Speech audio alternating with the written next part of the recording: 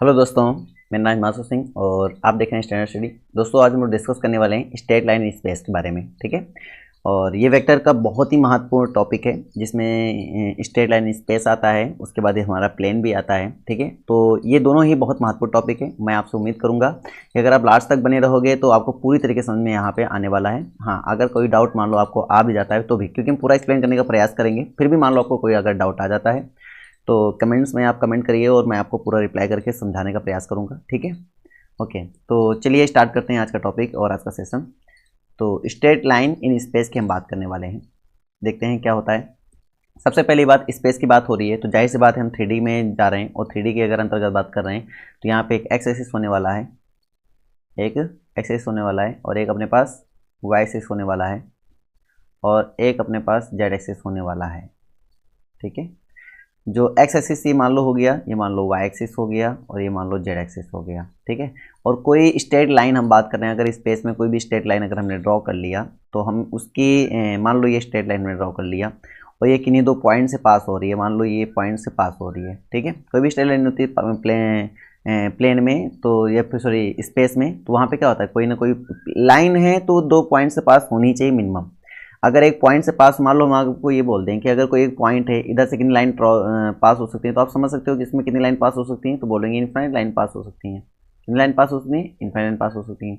लेकिन अगर मैं आपसे ये कह दूँ, ठीक है, अब देखो मैं इरेजर टच कर रहा हूँ, अगर ये इस पॉइंट से पास हो रही है तो जिसका मतलब क्या होंगे, सारे पॉइंट एक ही पॉइंट, जैसे मान लो एक ही पॉइंट से पास हो रही हैं, सपोज करो ये सभी लाइन्स एक ही पॉइंट पर पास हो रही हैं, तो जैसे इस पॉइंट पर मैं अपना इरेजर रखूँगा तो ऐसे क्या हो जाएंगे, सब गायब हो जाएंगे। अगर एक ही पॉइंट से पास हो रही है ना, एक ही पॉइंट में रखी थी, क्या हो गई, गायब हो गई।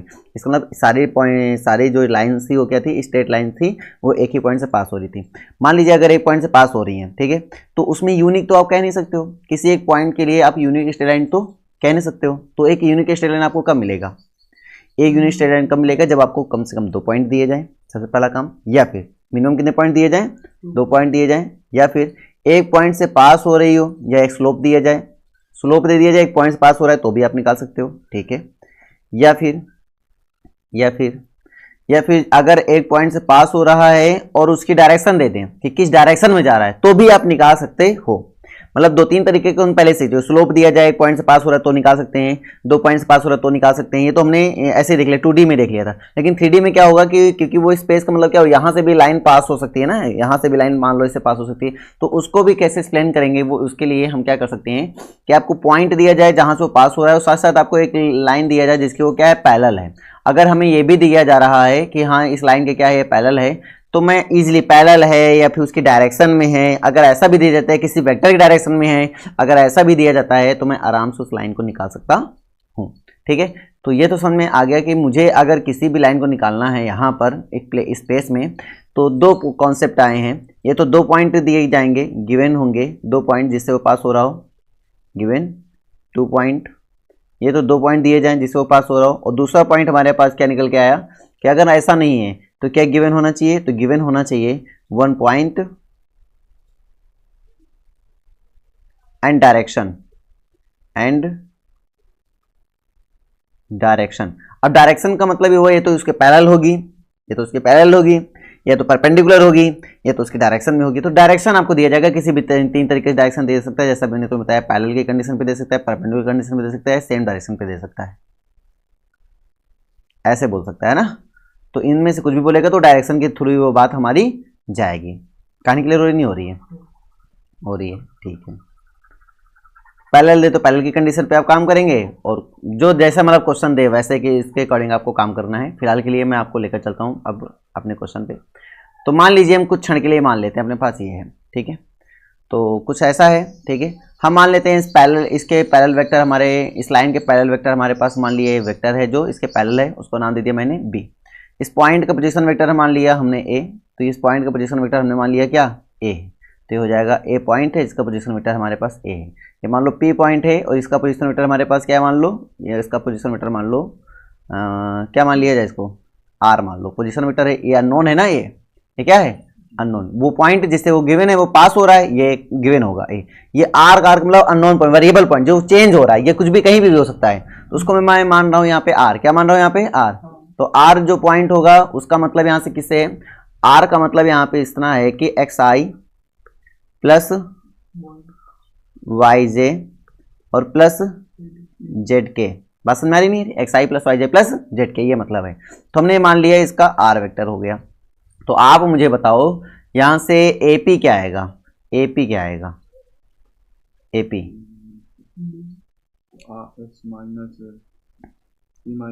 एपी हो जाएगा P minus A.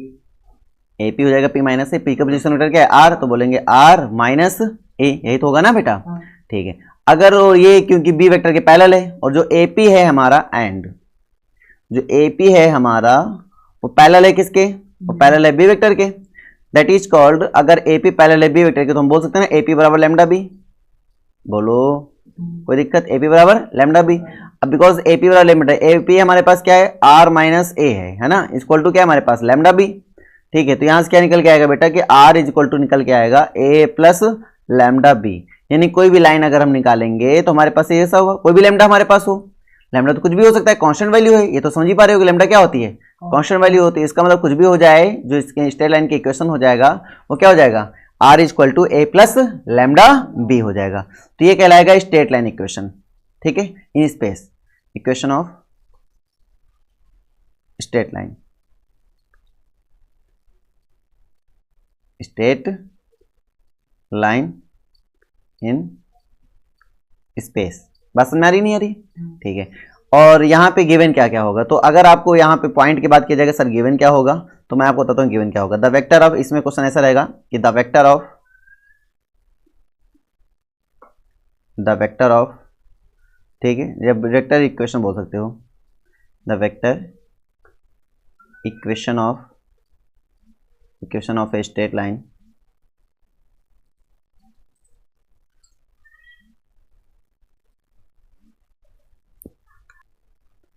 passing through a fixed point,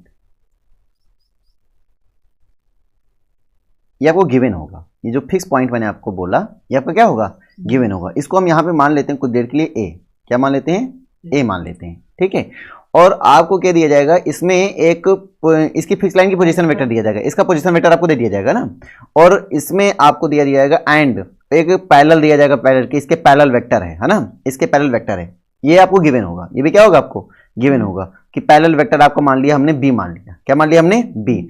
तो उसका जो स्ट्रेट लाइन इक्वेशन बनेगा वो क्या बन जाएगा? आर इज इक्वल टू बन जाएगा ए प्लस लैम्डा बी हो जाएगा। बोलो समझ में आया नहीं आया? आगे ना बेटा? तो इस तरीके से आपको निकालना है। तो बड़ा सिंपल है, ये तो हमारा फर्स्ट टाइप हुआ। अगर मैं आपको इसमें एक क्वेश्चन बता दूं सिंपली, आप समझ सकते हो, क्वेश्चन समझा देता हूँ। मान लीजिए मैंने आपसे कहा कि एक कोई वेक्टर है 1, 2, 3 से पास हो रहा है, इस पॉइंट से क्या हो रहा है? पास हो रहा है, और जो दिया जा रहा है पोजीशन वेक्टर 2i मान लो दिया गया, प्लस 3j मान लो दिया गया, और प्लस 5k इस वेक्टर के क्या है? पैरेलल है। इस वेक्टर के क्या है? पैरेलल है। तो मुझसे क्वेश्चन कह रहा है कि स्ट्रेट लाइन इक्वेशन निकालो। क्या निकालो? स्ट्रेट लाइन इक्वेशन निकालो। तो आप क्या करेंगे? आर इज इक्वल टू क्या था फॉर्मूला? ए प्लस लैम्डा बी था। तो ए हमारे पास यहाँ क्या गिवन है? तो हेयर ए गिवन है मेरे पास आई प्लस 2j प्लस 3k, ये गिवन है। और बी हमारे पास क्या गिवन है? बी हमारे पास है 2i plus 3j plus 5k, ये गिवन है। अब उठा के रख दीजिए। तो आर इज इक्वल टू हमारे पास क्या हो जाएगा बेटा? ए की वैल्यू क्या है? आई प्लस 2j प्लस 3k, यहाँ तक समझ में आया? और प्लस लैम्डा, और बी की वैल्यू हमारे पास क्या गिवन है? 2i plus 3j plus 5k, ये गिवन हो गया। अगर हम यहाँ से देखें तो r इक्वल टू क्या मिल जाता है हमारे पास? तो i plus 2i lambda, clear नहीं क्लियर?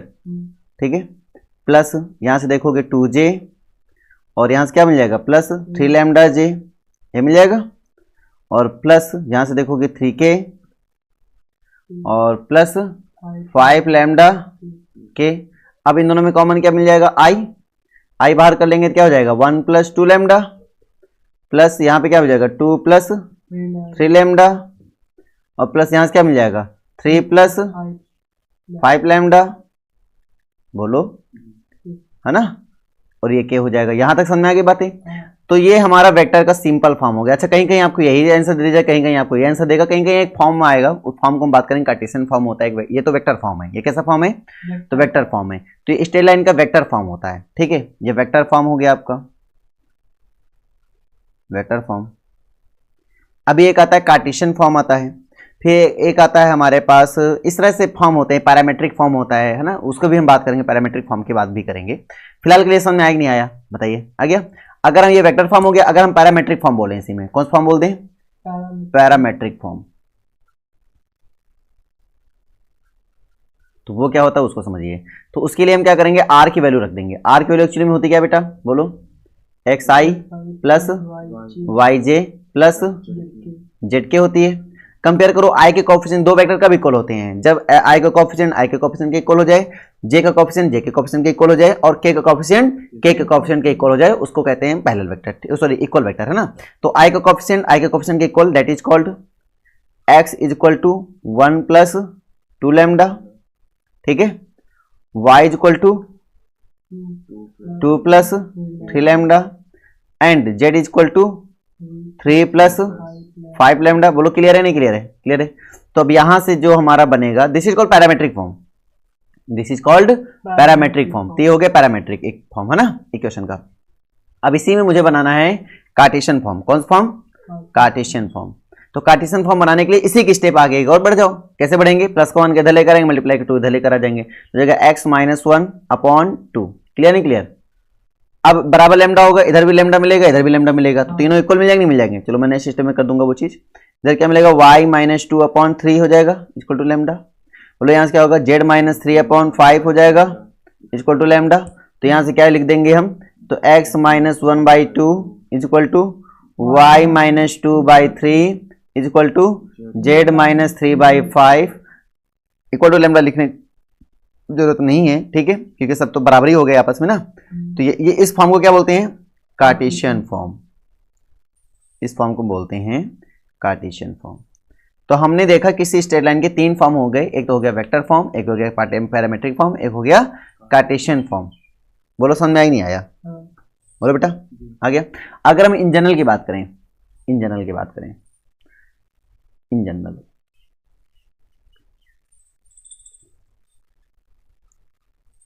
इन जनरल अगर लाइन ए हमारा जो पॉइंट था वो हमारा पॉइंट हो जाए अल्फा आई प्लस बीटा जे प्लस गामा के हो जाए, ठीक है। और जो बी पैरेलल वेक्टर था हमारा, ठीक है, वो हमारे पास हो जाए ए आई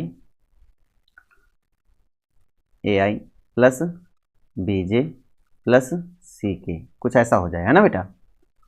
ये कैपिटल ए मान लो, इसको कैपिटल बी बोल लो, कोई दिक्कत ही नहीं, यहाँ तक समझ में आ गया। तो इससे पास हो रहा है, passes through, passes through, clear नहीं क्लियर? इससे पास हो रहा है, और ये क्या है, पैरेलल है इसके, इसके क्या हो रहा है, पैरेलल हो रहा है। तो हम क्या करेंगे, अपना जो जनरल इक्वेशन होता है आर इज इक्वल टू मान लो ए, ठीक है, प्लस लैम्डा बी मान लो, ऐसा बना था, ठीक है। ये कौन सा फॉर्म हो गया, वेक्टर फॉर्म हो गया। कोई बात समझ आ रही नहीं आ रही है? आ रही है। इसी का अगर मुझे कार्टेशियन फॉर्म बनाना पड़ जाए, कौन सा फॉर्म बनाना पड़ जाए, कार्टेशियन फॉर्म बनाना पड़ जाए, कार्टेशियन फॉर्म का बनाना पड़ जाए, तो वो कैसे बनेगा, तो x minus alpha upon a equal to y minus beta upon b equal to z minus gamma upon c, ये बन जाएगा, ठीक है। यहीं से बना लेंगे, सीधे बना लेंगे ना, ये हो जाएगा। और तीसरा अगर मुझे फॉर्म बनाना पड़ जाए, कौन सा, पैरामेट्रिक,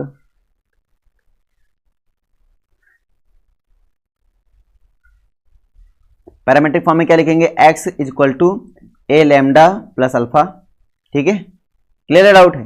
क्लियर है। y is equal to b lambda plus beta, और z is equal to c lambda plus gamma, that is called parametric form. ये पैरामेट्रिक फॉर्म हो गया, ये कार्टेशियन फॉर्म हो गया, और ये वेक्टर फॉर्म हो गया। बोलो समझ में आया कि नहीं आया? आ गया। तो ये 3 फॉर्म इसमें होते हैं, और ये तीनों ही यूजफुल हैं, हम तीनों को इस्तेमाल करेंगे, ठीक है। आगे बढ़ा जाए बेटा, कोई दिक्कत नहीं ना।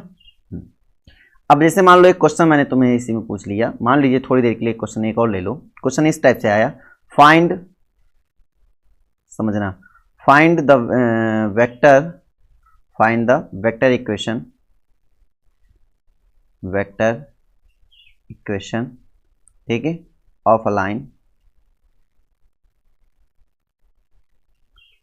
Which is passes through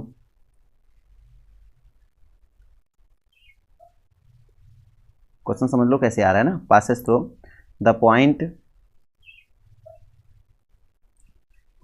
with position vector 2i minus j plus 4k, ठीक है, and is in the direction I plus j minus 2k। देखो डायरेक्शन वाला काम b का चला गया, ये वाला काम a को चला गया, ठीक है, दोनों पता चल गए। अब सीधे उठा के रखेंगे तो सीधे हमें मान लो कार्टेशियन फॉर्म बनाना है, मान लो क्या बनाना है, कार्टेशियन फॉर्म बनाना है। तो क्या बनाएंगे, x माइनस 2 अपॉन 1, क्लियर है। y और माइनस माइनस क्या हो जाएगा इस बार, प्लस 1 अपॉन बीटा की वैल्यू कितनी है, सॉरी b की वैल्यू कितनी है 1, z माइनस 4, ये 4 है ना, तो 4 अपॉन कितना माइनस 2, ये आपका आंसर हो जाएगा, ठीक है। अब जो फॉर्म बनाना है इसे बना लेंगे, कहानी क्लियर नहीं क्लियर, ये इंपॉर्टेंट था इसलिए मैंने आपको बता दिया। तो बताओ कर पाओगे या नहीं कर पाओगे, कर लोगे, ठीक है। सम इंपॉर्टेंट ऑब्जर्वेशन,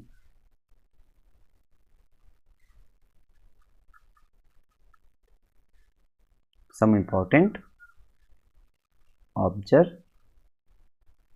देखो बिना ऑब्जर्वेशन के मैथ तो बेकार है ना, तो ऑब्जर्वेशन तो करना बहुत जरूरी है, क्योंकि वही तो हमें गहराई दिखाएगा, है ना, वही हमारे अंदर ठहराव लाएगा। तो इसलिए हम ऑब्जर्वेशन में क्या करेंगे, मान लीजिए हमारे पास कोई फॉर्म आया था, भाई हमने क्या देखा, हमने देखा कोई ए वेक्टर हमारे पास गया, कोई बी वेक्टर, और बी वेक्टर की क्या थी हमारे पास, डायरेक्शन थी, बी वेक्टर क्या था हमारे पास, डायरेक्शन था, डायरेक्शन था। इसका मतलब जो डायरेक्शन रेशियो होंगे वो इसी के प्रोपोर्शनल होंगे, ऑफ कोर्स, क्योंकि डायरेक्शन दिया गया तो डायरेक्शन रेशियो क्या होंगे, उसी के प्रोपोर्शनल होंगे।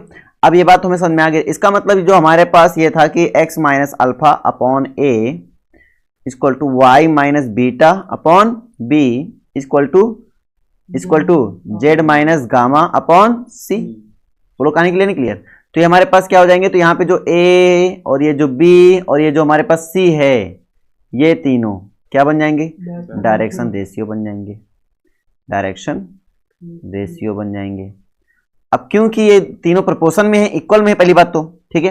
अगर इसमें मैं किसी कांस्टेंट से सभी में मल्टीप्लाई करा दूं या डिवाइड करा दूं, कोई फर्क पड़ने वाला है नहीं, बस समझना, ठीक है। पैरेलल इक्वेशंस निकलना स्टार्ट हो जाएंगे ना। लेकिन मैं सोच रहा हूं कि अगर मैं इसको डायरेक्शन कोसाइन बोल दूं तो चलेगा, ये डाउट। लेकिन वो डायरेक्शन कोसाइन मैं तब बोल सकता हूं जब a square plus b square plus c square equal to क्या हो जाए, 1 हो जाए। तो जैसे 1 हो जाएगा तो ये क्या कहला देंगे फिर, डायरेक्शन। देखो जो डायरेक्शन कोसाइन है वो भी डायरेक्शन रेशियो ही है, बात समझना, जो डायरेक्शन कोसाइन वो भी क्या एक डायरेक्शन रेशियो है। ये बात दिमाग में डाल लो कि every direction cosine is a direction ratio of this vector. जो भी जिस वेक्टर को डायरेक्शन कोसाइन है वो उस वेक्टर का डायरेक्शन रेशियो भी। डायरेक्शन तो बता ही रहा है ना भाई साहब, लेकिन सभी डायरेक्शन रेशियो डायरेक्शन कोसाइन नहीं होती है, क्योंकि उसमें कंडीशन हो गई कि डायरेक्शन कोसाइन आप तभी बोल सकते हो जब उसका स्क्वायर का सम क्या हो जाए, 1 हो जाए। बात पकड़ में आ रही, डाउट है आ गई। तो अगर मुझे किसी वेक्टर का डायरेक्शन कोसाइन पता चल जाए और किस वेक्टर किस पॉइंट से पास हो रहा है वो पता चल जाए, तो भी मैं इक्वेशन निकाल सकता हूँ, निकाल सकता हूँ। किसी वेक्टर का मुझे डायरेक्शन रेशियो दे दिया जाए और किस पॉइंट से पास हो रहा है वो दे दिया जाए, तो क्या मैं उसका स्ट्रेट लाइन इक्वेशन निकाल सकता हूँ, नहीं निकाल सकता हूँ, निकाल सकता हूँ इसी फॉर्मूले से, है ना। तो डायरेक्शन रेशियो दे दिया है, किस पॉइंट से पास हो रहा है वो दे दिया जाए, तो इसी सूत्र में रख दो, आंसर आ जाएगा। कोई डाउट बताओ मुझे, समझ में आ गया। तो इंपॉर्टेंट ऑब्जर्वेशन था, इसको दिमाग में आप हमेशा याद रखो कि अगर मान लो मैं आपसे कह दूं कि आपको डायरेक्शन कोसाइन दिया जाता है LMN, क्या दिया जाता है, LMN। यहाँ तो ABC हमने डायरेक्शन रेशियो मान लिया है ना, तो अगर हमने LMN दिया तो हो जाएगा x minus alpha upon L हो जाएगा, y minus beta upon M हो जाएगा, z minus gamma upon N हो जाएगा। बोलो समझ में आया नहीं आया, बोलो भाई आ गया। किसी को कोई डाउट इसमें बताओ, ठीक है। अगर मैं इसी में कह दूं कि कोई हमारे पास वेक्टर है, ठीक है, जो कि ओरिजिन से पास हो रहा है। किससे पास हो रहा है? ओरिजिन से पास हो रहा है। ओरिजिन से पास होने का मतलब हुआ कि ए की वैल्यू हो गई 0,0,0 कि ओरिजिन से पास हो रहा है और उसके जो डायरेक्शन कोसाइन है, ठीक है, एक्स एक्सिस के लिए हो रहा है, वाई एक्सिस के लिए हो रहा है या जेड एक्सिस के लिए हो रहा है, मान लो, ठीक है, मान लो एक्स एक्सिस के लिए हो रहा है और वाई एक्सिस के लिए हो रहा है और जेड एक्सिस के लिए हो रहा है। मान लो एक्स एक्सिस के लिए हो रहा है, तो जब एक्स एक्सिस की बात करेंगे हम तो डायरेक्शन कोसाइन क्या बनेंगे? 1,0,0। वाई एक्सिस की बात करेंगे जब हम, डायरेक्शन कोसाइन क्या बनेंगे? 0,1,0। और जेड एक्सिस की बात करेंगे, डायरेक्शन कोसाइन क्या बनेंगे? 0,0,1। बस आपको पासेस पॉइंट मिल गया, आपको डायरेक्शन कोसाइन मिल गया, सीधे सूत्र में रखो। अगर मान लो एक्सिस से पास हो रहा है तो यहाँ क्या बन जाएगा? 0। भाई ओरिजिन तो पास हो रहा था ना, तो 0, ओरिजिन का मतलब क्या? 0,0 हो गया। एलिमेंट की वैल्यू क्या दी गई यहाँ पे? जैसे एक्सिस में पास हो रहा है तो 1, यहाँ पे 0, और यहाँ पे क्या हो जाएगा? 0। बोलो समझ में आया कि नहीं आया? आया। वाई एक्सिस से पास होगा तो 0, 1, 0 हो जाएगा, जेड एक्सिस पास होगा तो 0, 0, 1 हो जाएगा। कोई डाउट किसी को यहाँ तक? समझ में आ गया? ठीक है। जैसे भैया एक्स वाई तल की लंबवत कह देंगे, का मतलब क्या होगा? एक्स वाई तल के लंबवत, एक्स वाई तल है उसके लंबवत, यानी जेड एक्सिस की बात कर दी उन्होंने। और जेड एक्सिस डायरेक्शन क्या होती है? के होती है, तो के डायरेक्शन उठा लेंगे। जैसे आपका डायरेक्शन रेशियो कह दिए कि एक्स वाई तल की लंबवत है, तो वही मानी, और ये 5,4,0 ये सही है? 5,4,0 ये क्या है? 5,4,0 क्या है? मतलब एक कथन है कि इनमें कहा गया है कि एक्स वाई तक की लंबवत है, वही का डायरेक्शन रेशियो दे 5,4,0 तो सही है? गलत है, गलत है। एक्स वाई तल के लंबवत है ना, तो जेड की डायरेक्शन में मात्र होगा। तो वही वो होना चाहिए, जो जेड वाला होना चाहिए, और वो वाले दोनों 0 होने चाहिए। भाई लंबवत का मतलब क्या हुआ? जेड की लंबवत का मतलब क्या हुआ कि अगर मैं इस वेक्टर का जेड के साथ, जेड एक्सिस के साथ डायरेक्शन में मल्टीप्लाई कराऊँ, डॉट कराऊँ, तो 0 आना चाहिए। सॉरी पैरेलल है ना, सॉरी जेड एक्सिस के पैरेलल हो जाएगा, जेड एक्सिस के क्या हो जाएगा? पैरेलल हो जाएगा। जेड एक्सिस के पैरेलल होने का मतलब क्या हुआ? ये लैम्डा वाली पे बात पे निर्भर करेंगे, इस वेक्टर और जेड का जो वेक्टर होगा उस पर क्या करेंगे? निर्भर करेंगे। जेड का वेक्टर क्या होता है? के होता है, तो के इसका साथ लैम्डा वाला निर्भर होना चाहिए। कहाँ बनेगा? नहीं समझे क्या बात? तो गलत है ये। क्या दिया था उसने? इसमें क्या कहते हैं, पहला वाला से 2 कथन थे, तो ये दूसरा वाला लगता है गलत दिए हुए थे। अरे हम जो बोल रहे हैं वो गलत था ही नहीं था, ये बोला करो। हाँ ना, मैं बोला करो, तुम तो पूरी कथा सुना देते हो।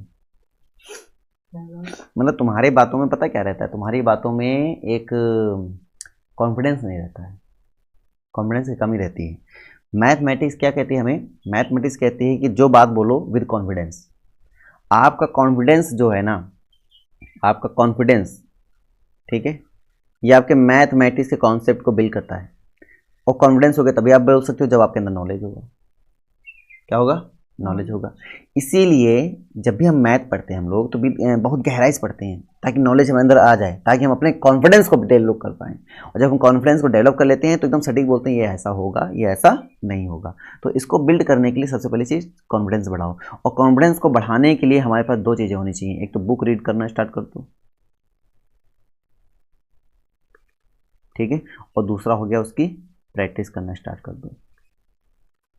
अगर ये 2 चीज़ें आप करना स्टार्ट करते हो, बुक रीड करते हो, प्रैक्टिस करते हो, बुक रीड करते हो, प्रैक्टिस करते हो, तो याद करो आपके अंदर कॉन्फिडेंस लेवल धीरे धीरे बढ़ने लगेगा और काफ़ी अच्छा हो जाएगा। आपके अंदर प्रॉब्लम सॉल्विंग स्किल आ जाएगी, प्रॉब्लम सॉल्विंग स्किल आ जाएगी। और ये प्रॉब्लम सॉल्विंग स्किल जो है ना बेटा, बहुत इंपॉर्टेंट है। आपके अंदर थिंकिंग, मतलब कि थिंकिंग, जो थिंकर होता है ना, थिंकर मतलब एक अच्छा सोचने वाला लड़का, अब वो थिंकर बन जाओगे, गुड थिंकर, अच्छा सोचने वाला लड़का। कि आप चीज़ों को देखोगे, ऑब्जर्व करोगे और सोच के निकालोगे, चीज़ें निचोड़ दोगे एकदम डेफिनेशन को। वो करने के लिए आपको ये ज़रूरी है बेटा कि पहले आप बुक को रीड करना स्टार्ट करो, कॉन्फिडेंस लेकर आओ और प्रॉब्लम सॉल्विंग स्किल को डेवलप करो अपने अंदर। बात पकड़ में आ गई? नहीं आ गई मेरी? आ गई, ठीक है। अब मैं लेकर चलता हूँ अपने नेक्स्ट टॉपिक में। आपको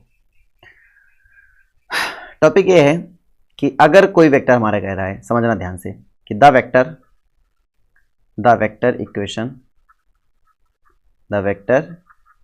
equation of a line passing through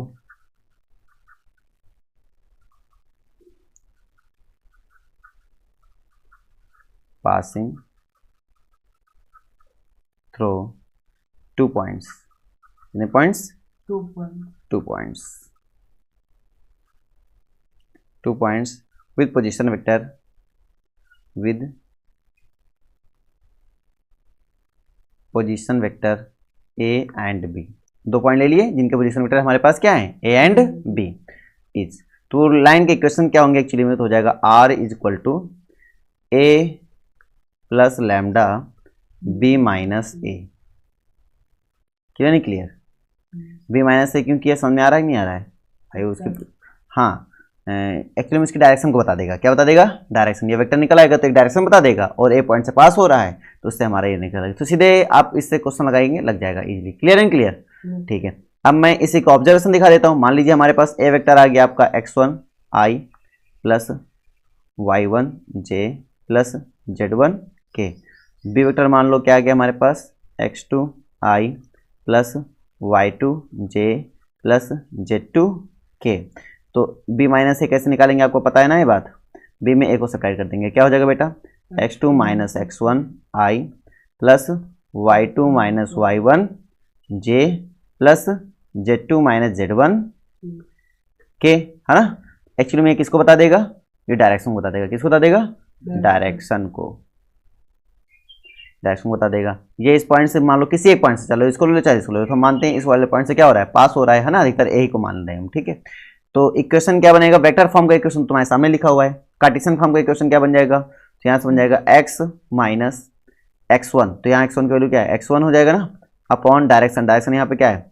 x2 minus x1। Clear है? डाउट है? ठीक है। y minus y1 upon y2 minus y1 हो जाएगा, equal to z minus z1 upon z2 minus z1 हो जाएगा। बोलो समझ में आया? This is called Cartesian form. अब बताओ ये कौन सा फॉर्म था? Vector form. ये कौन सा फॉर्म है? Cartesian form. अब यहां तक समझ में आई चीज नहीं है? पहले बताओ आगे। इस टाइप से कार्टेशियन फॉर्म हो गया। अब इस टाइप से तुम्हारा पैरामीट्रिक फॉर्म हो सकता है। पैरामीट्रिक में क्या है? इक्वल टू लैम्डा लेकर अलग कर लो, है ना? तो सिर्फ को लिखने की जरूरत है नहीं। समझ में आ गया सबको? ठीक है। अगर हम ये कहते हैं, चलो यहां तक समझ में आ गया तो आगे बढ़ते हैं। एक एग्जांपल देख लो तो आपको क्लियर हो जाएगा, ठीक है। एग्जांपल में हम ये उठाते हैं कि मान लिया find the vector of through. 2 point आपको दिए जाते हैं, ए जिसका पॉइंट दिया गया आपको 3, 4, -7 एंड दूसरा पॉइंट आपको दिया जा रहा है यहाँ पर 1, -1, 6, ठीक है। आपको निकालना क्या बेटा? आपको निकालना फाइंड इट्स, एक तो वेक्टर इक्वेशन निकालना है ऑफ ए लाइन, ठीक है, और दूसरा निकालना है इसका कार्टेशियन फॉर्म। क्या निकालना है? Cartesian form. तो वेक्टर फॉर्म पहले निकाल लेते हैं। वेक्टर फॉर्म में आपको पहले दिया जाएगा ए, तो ए क्या दिया जाएगा बेटा? 3i plus 4j minus 7k, ठीक है। और बी इक्वल टू क्या दिया जाएगा बेटा आपको? i माइनस j और प्लस 6k, ये दिया जाएगा, ठीक है। आपको क्या निकालना है? मान लो आर निकालना है। तो आर निकालने के लिए आपको फॉर्मूला पता है, ए प्लस लैम्डा बी माइनस ए, ठीक है। ए की वैल्यू कितनी है बेटा आपको? 3i plus 4j minus 7k, ठीक है, प्लस लैम्डा। बी माइनस है, बी में आई से ए को सब्ट्रैक्ट करो बेटा, तो माइनस 2i, कहानी क्लियर है? माइनस 5j, कहानी क्लियर है? और प्लस का 13k, यहां तक कहानी क्लियर हो गई। अब मान लो ये r इक्वल टू आ गया आपको। ये तो कौन सा फॉर्म हो गया? This is called vector form. आपको कौन सा फॉर्म चाहिए? कार्टेशियन फॉर्म चाहिए। तो आप जान लो, सीधे रख लेना, x माइनस अल्फा की वैल्यू 3 अपॉन -2। क्लियर है नहीं क्लियर बेटा? देख सकते नहीं सकते हैं? y minus 4 upon -5, z minus plus 7 upon 13। Clear? Doubt है? क्लियर है ना? ये 13 था। तो ये आपका कौन सा फॉर्म हो जाएगा? कार्टेशियन फॉर्म हो जाएगा। अब तो इस टाइप का क्वेश्चन कर लोगे, ठीक है। अच्छा मान लो कोलिनिटी की बात कर लें। एक पॉइंट और देते हैं, एक पॉइंट मैं आपको और दे दूं, मान लो कोई भी समथिंग पॉइंट दे दूं और मैं बोलूं कोलिनियर चेक करो। क्या चेक करो? कोलिनियर। तो अब बड़ा आसान है, 2 पॉइंट से स्ट्रेट लाइन निकल आया और तीसरा पॉइंट अगर इस स्ट्रेट लाइन को क्या कर दे? सेटिस्फाइड कर दे, तो मैं क्या कहूंगा? कोलिनियर है। तो ये जो पॉइंट दिया जाएगा उसको उठा के x और y और z की जगह पे रख दिया जाएगा, तो क्या कहलाएगा? कोलिनियर कहलाएगा नहीं कहलाएगा? तो कोलिनियर पॉइंट भी आपको पता चल जाएगा यहाँ से। बड़ा डाउट है, डाउट है, समझ में आ गया। तो कोलिनियर चेक करना आ गया इसी में। तो कोलिनियरिटी भी आप आराम से चेक कर सकते हैं कि नहीं चेक कर सकते, बताओ चेक कर सकते हो ना। तो इस तरीके से कोलिनियरिटी भी आपको आराम से चेक करना आ जाना चाहिए, ठीक है।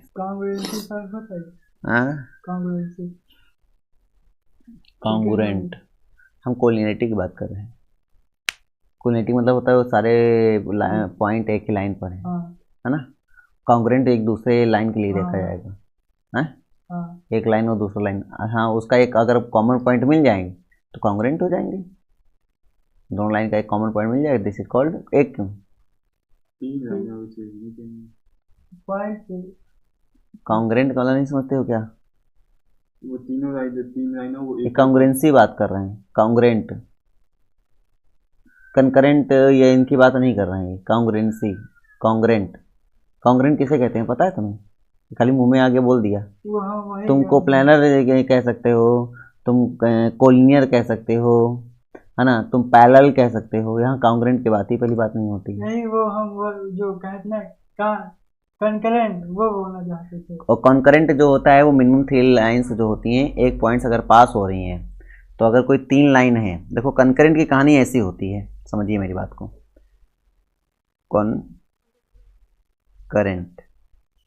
कॉन्करेंट की अगर कहानी आप कह रहे हो तो अगर 3 लाइन्स हैं, 3 या मोर देन लाइन्स है ना, मिनिमम 3 लाइन्स होनी चाहिए, ठीक है। अगर ये एक ही पॉइंट से पास हो रही है, कितने पॉइंट से? एक, मतलब सभी का एक पॉइंट कॉमन हो, तीनों का एक पॉइंट अगर कॉमन हो, सब एक ही पॉइंट से पास हो रही है, this is called concurrent line. इसमें क्या बात? And this line L1 L2 L3 ये क्या है? कॉन्करेंट है, तो हम बोलते हैं कॉन्करेंट है। अभी बात समझ में आया? कॉन्ग्रुएंट की यहाँ कहानी कैसे कर देंगे आप ये बताओ। कॉन्ग्रुएंट तो एक अलग ही सेंस बन जाता है ना। क्लियर डाउट है? क्लियर है। हाँ, अगर पैरेलल की बात आप मुझसे करते हैं, 2 लाइन पैरेलल कब होती है तुम्हें पता है? ये लाइन ही तो है भाई साहब। 2 लाइन पैरेलल कब होती है तुम्हें पता है ना। कॉन्करेंट कब होती है तुम्हें पता है। कोलिनियर कब होती है तुम्हें पता है कि अगर तीनों पॉइंट एक ही लाइन पे आ जाएं, तो इसका मतलब क्या, अगर कोई लाइन है 2 पॉइंट से पास हो रहा है, तो तीसरा पॉइंट अगर इसी पे लाई हो रहा है तो जाहिर है इसको सेटिस्फाई कर देगा। कॉमन सेंस वाली बात है। ये तीनों पॉइंट इस लाइन को क्या करेंगे? सेटिस्फाई करेंगे। रख के देख लो, चाहे इसको रख के देखो, चाहे इसको रख के देखो, चाहे इसको रख के, अगर इसी एक ही लाइन के तीनों पॉइंट है, 4 पॉइंट 5 पॉइंट कितने भी पॉइंट हो, वो अगर एक ही लाइन के हैं तो वो सारे पॉइंट लाइन के इक्वेशन को क्या करेंगे? सेटिस्फाइड करेंगे। दैट इज कॉल्ड, है ना, सिंपल कॉन्सेप्ट। तो इसी पे हम बात करते हैं। और जब कॉन्करेंट की बात आती है तो एक कॉमन पॉइंट ऐसा हो जो तीनों को सेटिस्फाई कर देगा। ये पॉइंट एक ऐसा कॉमन पॉइंट होगा जो तीनों सेटिस्फाई कर देगा। तो कॉन्करेंट के लिए जो पॉइंट कॉमन पॉइंट के लिए 4 ऑप्शन दिए जाएं, तो ये रख के देख लेंगे, जो तीनों सेटिस्फाई कर दे वही कॉन्करेंट का पॉइंट हो जाएगा। बोलो समझा कि नहीं आ गया? तो ये कुछ कॉन्सेप्ट है।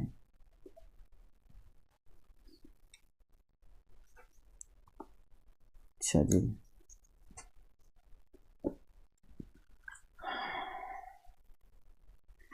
एक किसी लाइन के इक्वेशन का कार्टेशियन फॉर्म तुम्हें दिया गया है, 6x - 2 equal to 3y + 1 equal to 2z - 2, ठीक है। और हमें क्या करना है, इसके 2 चीज़ें निकालनी है। एक तो पहली चीज़ निकालनी है फाइंड द डायरेक्शन रेशियो। हमें पहली चीज़ क्या निकालनी है बेटा? डायरेक्शन रेशियो निकालनी है। एंड दूसरी चीज़ मुझे निकालनी है कि वेक्टर इक्वेशन ऑफ लाइन। क्या निकालना है? Vector equation of line. मुझे 2 चीज़ें निकालनी है। कैसे निकालेंगे समझिएगा। सबसे पहला काम है, हमें क्या करना है, हाँ डिवाइड कर लेना है। 2 को ले लो, अब इसको ले लो, अब इसको ले लो, है ना। चलो हम दोनों को ले लेते हैं। तो क्या हो जाएगा बेटा? 6x - 2 इक्वल टू 3y + 1, ऐसा हो गया। एंड क्या हो जाएगा? 3y + 1 equal to 2z - 2। बोलो क्लियर है नहीं क्लियर? यहाँ से अगर मैं क्या कर दूँ, इसमें 6 कॉमन ले लो। 6 क्या ले लो? कॉमन। 6 कॉमन लोगे तो क्या आएगा? x - 1/3 आ जाएगा नहीं आ जाएगा? आ जाएगा। इसमें कॉमन ले लो, कितना? 3। इधर कितना आ जाएगा? y + 1 आ जाएगा नहीं आ जाएगा? 1/3 आ जाएगा नहीं आ जाएगा? एंड ऐसा करो, इसमें क्या ले लो? 3 कॉमन ले लो, क्या आ जाएगा? y + 1/3 आ जाएगा, ठीक। इक्वल टू इधर 2 कॉमन ले लो तो z - 1 हो जाएगा, वो अलग है, एंड लगा तो है। 2z - 2 है। 2z - 2 लिखा तो वही तो लिखा मैंने, ध्यान से देखो भाई। आंखों में चुंबक लगाओ, है ना, पेउंदा नहीं, 1/6। ठीक है, 1/, क्लियर नहीं क्लियर। हाँ, इधर कितना जाएगा y प्लस 1/3 अपॉन 1/3। 1/3 है ना, और इधर कितना आ जाएगा। अब इधर भी देखो कनेक्ट हो जाएंगे, नहीं हो जाएंगे दोनों, हाँ। तो सीधे मैं लिख रहा हूँ z माइनस 1/2, कोई दिक्कत, ये हो गया। ये क्या है, ये डायरेक्शन रेशियो। रेशियो। तो डायरेक्शन रेशियो क्या है आपके, डायरेक्शन रेशियो आपके हैं, रेशियो आपके हैं क्या है 1/6, 1/3, 1/2, 6 से मल्टीप्लाई कर दो, क्या हो जाएगा, तो 1 2 3, हाँ, ये भी तो बोल सकते हो ना, हाँ। क्या बन जाएगा 1 2 3। अच्छा, अब यहाँ पे मुझे अगर वेक्टर इक्वेशन निकालना हो, वेक्टर इक्वेशन, तो वेक्टर इक्वेशन क्या आ जाएगा बेटा, ये बताओ, वेक्टर इक्वेशन, तो वेक्टर इक्वेशन ऑफ लाइन, क्या बनेगा जरा बताओ मुझे, तो वो बन जाएगा r इज इक्वल टू, बताओ 1/3 i प्लस सॉरी माइनस, -1/3 रुक जाओ, नहीं समझ में आया तो बताओ तरीका बताएं, ये 1/3 i, इधर माइनस का 1/3 j +1 के और +1 के, ठीक है, और प्लस लैम्डा हो गया। अब इसका बोलो 1/6 i प्लस 1/3 j, ठीक है, प्लस 1/2 के, ये आपका आंसर हो गया। बोलो डाउट है, क्लियर है कि कुछ भी दिक्कत हो बताओ मुझे, क्लियर ना। अच्छा, मैं 1 2 3 अगर ले रहा हूँ, तो इसमें भी मल्टीप्लाई कराना। हाँ, तो 1 2 3 इसमें भी बोलो, क्या दिक्कत है, नहीं समझ में क्या बात। अगर मैं इधर 1 2 3 ले रहा हूँ तो इधर क्या बोलूँगा 1, इधर 2, इधर 3, लो हो गया आंसर। इसमें सब मल्टीप्लाई नहीं कराना पड़ेगा ए में। देखो लैम्डा मेरा कांस्टेंट था, फर्क नहीं पड़ता, उसको नया लैम्डा मान लेंगे हम, लैम्डा मेरा क्या कांस्टेंट, तो इसको लैम्डा डैश मान के उसको नया वाला लैम्डा मान लेंगे, क्या फर्क पड़ता है। अरे बाद में वैल्यू बात तो वही हुई ना यार, बात तो वही हुई ना, बात तो वही हुई ना, नहीं सुनने क्या बात आ गया ना, ठीक है। बड़ी कंफ्यूजन हो जाती है, क्यों कंफ्यूजन तो नहीं किसी को, ठीक है।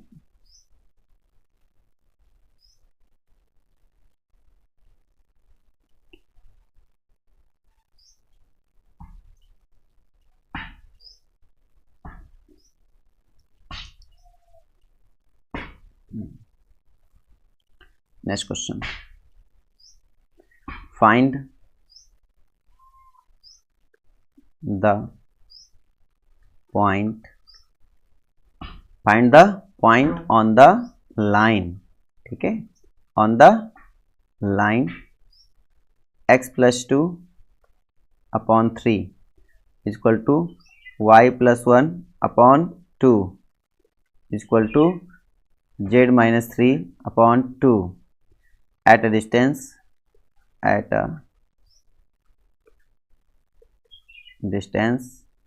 of 3√2, ठीक है, from the point 1, 2, 3। बात सबको समझ में आ गई। अब मुझे बताओ इसको सोल्यूशन कैसे करेंगे हम, पहले सोचो और फिर बताओ, फिर हम तुम्हें बताते हैं कि कैसे हमें करना चाहिए। क्वेश्चन ने क्या कहा, find the point on the line, हमें उस लाइन पे पॉइंट फाइंड करना है at a distance of 3√2 from the point, जिसका डिस्टेंस इस पॉइंट से 3√2 है। तो बताओ क्या करना चाहिए बोले मुझे, जो पॉइंट का इससे ये वाले पॉइंट से x - x1 ऐसे करके पहले यहाँ से हम पॉइंट निकाल लें, इसको x = लैम्डा मान लें, क्या फर्क पड़ता है ना, तो क्योंकि जनरल पॉइंट है, तो जनरल पॉइंट ऑफ, ऐसा बोल सकते हैं हम लोग, जनरल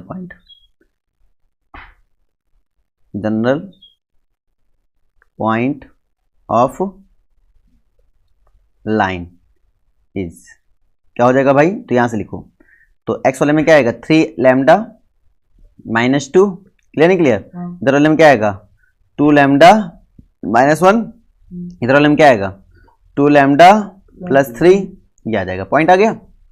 ये किसी भी लाइन का जनरल पॉइंट है, लैम्डा चेंज करते चले जाओगे, लाइन के पॉइंट आपको सारे निकलते हुए चले आएंगे, क्लियर हो गया। अब हम बात कर लें एट ए डिस्टेंस, तो इस पॉइंट का मान लो, इस पॉइंट का मान लो p नाम दिया, इस पॉइंट को नाम दिया q मान लो दिया, तो उसका डिस्टेंस तुम्हें दिया गया pq मान लो तुम्हें दिया गया, pq कितना दिया गया तुम्हारे पास 3√2 दिया गया। तो pq क्या निकालते हैं आपको पता है, x1 y1 z1 x2 y2 z2, distance between two point क्या होता है x1 माइनस x2 का होल स्क्वायर, अंडर रूट का स्क्वायर कर दो ना बोथ साइड में, स्क्वायर कर दूंगा तो कोई दिक्कत तो नहीं है ना अगर ऐसे कर दूंगा तो। अब पी क्यू निकालो बेचारा, देखो क्या आता है। तो 3 माइनस लैम्डा में इसको सब्ट्रैक्ट करके क्या होता है x2 माइनस x1 का whole square, that is called 3 lambda minus 2 का सॉरी माइनस 2 माइनस 1 का होल स्क्वायर। क्लियर नहीं क्लियर? प्लस अगला बोलो 2 लैम्डा माइनस 1 माइनस 2 का whole square plus 3 lambda sorry 2 lambda 2 lambda plus 3 minus 3 का whole square is equal to 3 3 9 2 जा 18। बोलो समझ में आया कि नहीं आया? आया। अब हम अगर यहाँ पे देखें तो यहाँ से मेरे पास है क्या 3 लैम्डा माइनस 3 का होल स्क्वायर प्लस यहाँ से क्या हो जाएगा 2 लैम्डा माइनस 3 का होल स्क्वायर प्लस यहाँ से क्या हो जाएगा 2 लैम्डा का होल स्क्वायर इक्वल टू 18। ठीक है, यहाँ से क्या बनेगा भाई साहब 9 लैम्डा स्क्वायर। चलो अच्छा खोल ही देते हैं, 9 लैम्डा स्क्वायर हो गया। ठीक है, प्लस 9 हो गया प्लस 12 प्लस 3 9 2 18 18 लैम्डा।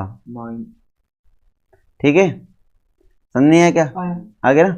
और प्लस यहाँ 4 लैम्डा स्क्वायर हो जाएगा प्लस 9 हो जाएगा प्लस माइनस 12 लैम्डा हो जाएगा और प्लस यहाँ पे 4 लैम्डा स्क्वायर हो जाएगा इक्वल टू यहाँ पे 18 हो गया।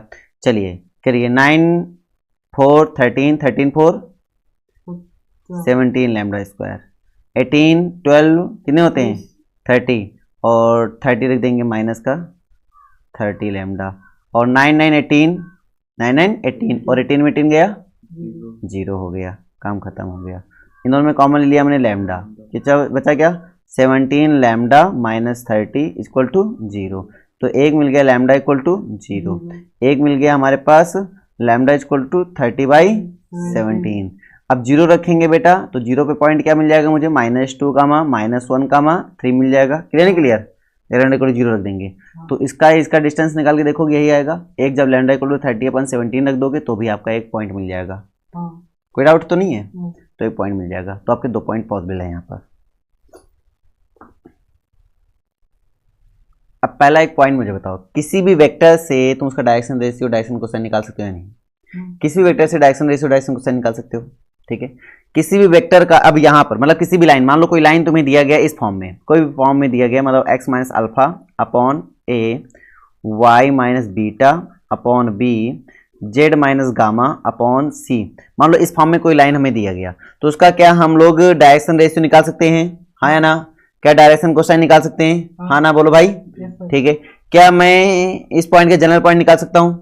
है ना? ठीक है, क्या इस पॉइंट के कोई मान लो एक लाइन ये दिया गया लाइन इक्वेशन, एक लाइन इक्वेशन मान लो, दूसरा लाइन इक्वेशन मान लो ये दिया गया x minus alpha i alpha dash upon a dash y minus beta dash upon b dash z minus gamma dash upon c dash, मान लो ये दिया गया। ठीक है, एक वेक्टर ये दूसरा वेक्टर ये, सॉरी एक लाइन इक्वेशन ये दूसरा लाइन इक्वेशन ये, इनका क्या है हम लोग वेक्टर फॉर्म निकाल सकते हैं दोनों का अलग अलग।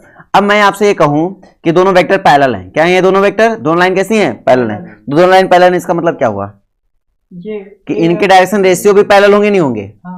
अगर इनके डायरेक्शन रेशियो पैरेलल हैं इसका मतलब क्या हुआ? प्रोपोर्शनल।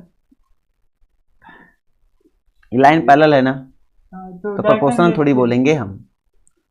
डायरेक्शन इसकी डायरेक्शन रेशियो मतलब ये वेक्टर की डायरेक्शन रेशियो ये वेक्टर भी आपस में पैरेलल होंगे ना, हम यही तो बोलेंगे ना, ये वेक्टर भी आपस में क्या होंगे? पैरेलल होंगे नहीं होंगे? अगर वेक्टर आपस में पैरेलल है इसका मतलब क्या हुआ?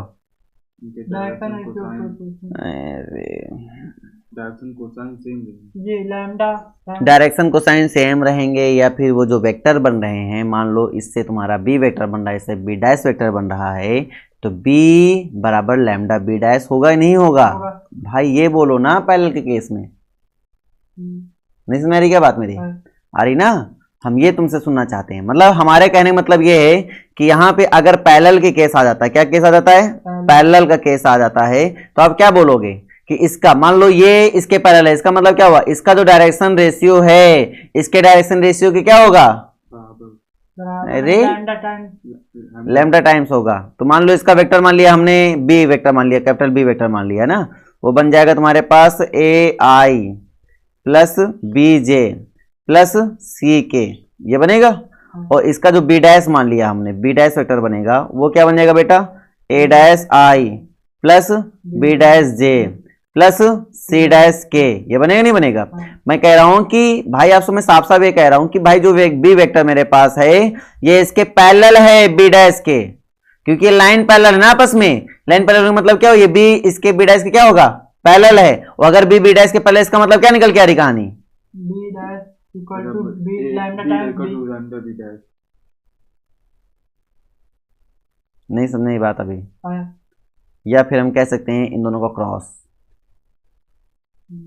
क्या होगा, जीरो हो गई, भी तो कह सकते हैं ना। ये कह दो ज्यादा इजी रहेगा तुम्हारे लिए। क्लियर है, डाउट है, क्लियर है।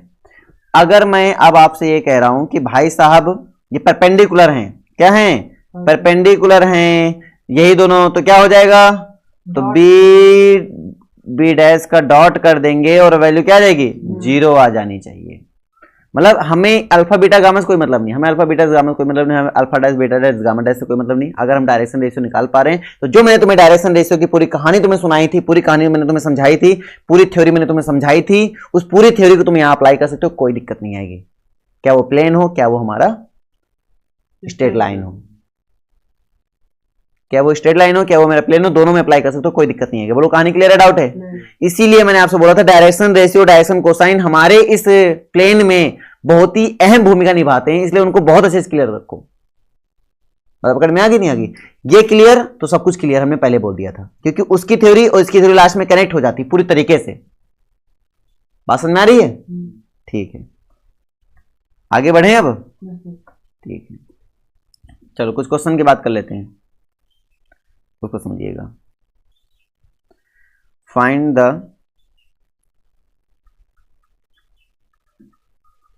The Cartesian and Cartesian form and vector form of a line, ठीक है, which is passes through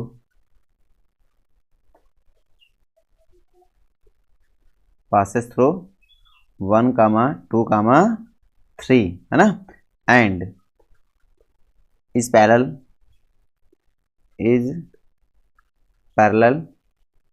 to the line minus x minus 2 upon 1 is equal to y plus 3 upon 7 is equal to 2z minus 6 upon 3। क्या कहानी निकली इससे, कैसे निकालोगे? सबसे पहला काम क्या है, सबसे पहला काम ये है कि इसका अगर मुझे पता चल गया, बात समझो, पॉइंट पता चल गया जिससे वेक्टर पास हो रहा है, हमें पॉइंट पता चलने के बाद क्या पता होनी चाहिए, डायरेक्शन पता होनी चाहिए। क्या पता होनी चाहिए, डायरेक्शन। और मुझे पता है इस वेक्टर का जो हमें निकालना है उसकी डायरेक्शन और इसकी डायरेक्शन, दोनों की डायरेक्शन क्या हो गई, सेम हो गई। क्या हो गई, सेम हो गई। सेम हो गई, लैम्डा से कोई मतलब नहीं होगा क्योंकि इक्वल में है तो कांस्टेंट वैसे मल्टीप्लाई करोगे कट जाएगा ना। सेम होने का मतलब क्या हुआ, इसका डायरेक्शन रेशियो कहीं ना कहीं इसके डायरेक्शन रेशियो बन जाएंगे। अभी बोलो समझ में नहीं आ रहा है, पहले होने का मतलब क्या, इसका डायरेक्शन रेशियो इसका डायरेक्शन रेशियो बन जाएंगे, नहीं बन जाएंगे, बन जाएंगे। तो मैं इसका इक्वेशन क्या लिखूंगा, जल्दी बोलो, इक्वेशन लिखो। तो पहले इसका फॉर्म बनाओ, फॉर्म बनाएंगे तो ये माइनस हटाएंगे, इधर प्लस हो जाएगा, इधर क्या हो जाएगा, माइनस हो जाएगा। बात समझ में ही नहीं आया। और इधर हम 2 से हटाएंगे क्योंकि फॉर्म नहीं है ना, अभी फॉर्म बनाओ, 2 हटाएंगे तो इधर कितना हो जाएगा, इधर 3 हो जाएगा और नीचे 2 चला जाएगा, कोई दिक्कत मुझे। तो ये बनेगा, कहानी से क्वेश्चन में आ गई, ठीक है। अब मुझे बताओ इधर इक्वेशन क्या बन जाएगी, जल्दी बोलो। x minus 1 upon -1 y minus 2 upon 7 z minus 3 upon 3/2। ये तो सेम मिल गया क्या, नहीं थोड़ा डिफरेंस है। बोलो समझ नहीं आया, आगे डाउट है, बोलो। 14। तो ये इस तरीके से बनाएंगे। अच्छा इसमें मैं 2 से मल्टीप्लाई करा सकता नहीं करा सकता था, तो इसको हम ऐसे भी लिख सकते थे क्या, x minus 1 upon -2 y minus 2 upon 7 2 जा 14, ठीक है, और z माइनस 3 अपॉन 3। बोलो ऐसा भी लिख सकते नहीं लिख सकते थे, तो ये आपका आंसर हो जाएगा। कॉमन सेंस लग रहा है कि नहीं लग रहा है। अगर ये मान लो इस पैरेलल ना दिया जाता, यहाँ पे क्या दिया जाता, परपेंडिकुलर दिया जाता, तो कहानी क्या हो जाती, तो उनका मतलब कोई मान लेते, पास इसके परपेंडिकुलर नहीं देगा, चिंता ना करो। अगर दे देता है तो इनके बस इतना देगा, तो यहाँ कुछ वो भी देगा, उसमें एक अननोन देगा, उसमें एक अननोन देगा। अननोन जैसे इसमें भी पूरा सेम इस तरह इसमें भी दे देगा, अननोन दे देगा, तो उस अननोन की वैल्यू निकालनी होगी। तो हमें इनके डायरेक्शन रेशियो उनके direction ratio co dot product कर देना है, और डॉट प्रोडक्ट करने के बाद बराबर 0 रख देना है, वहाँ से लैम्डा वैल्यू निकल आएगी। ठीक, ऐसे क्वेश्चन भी कराऊंगा मैं। बोलो समझ में आया नहीं आया? ठीक है, कॉन्सेप्ट क्लियर रखो पहले अपने।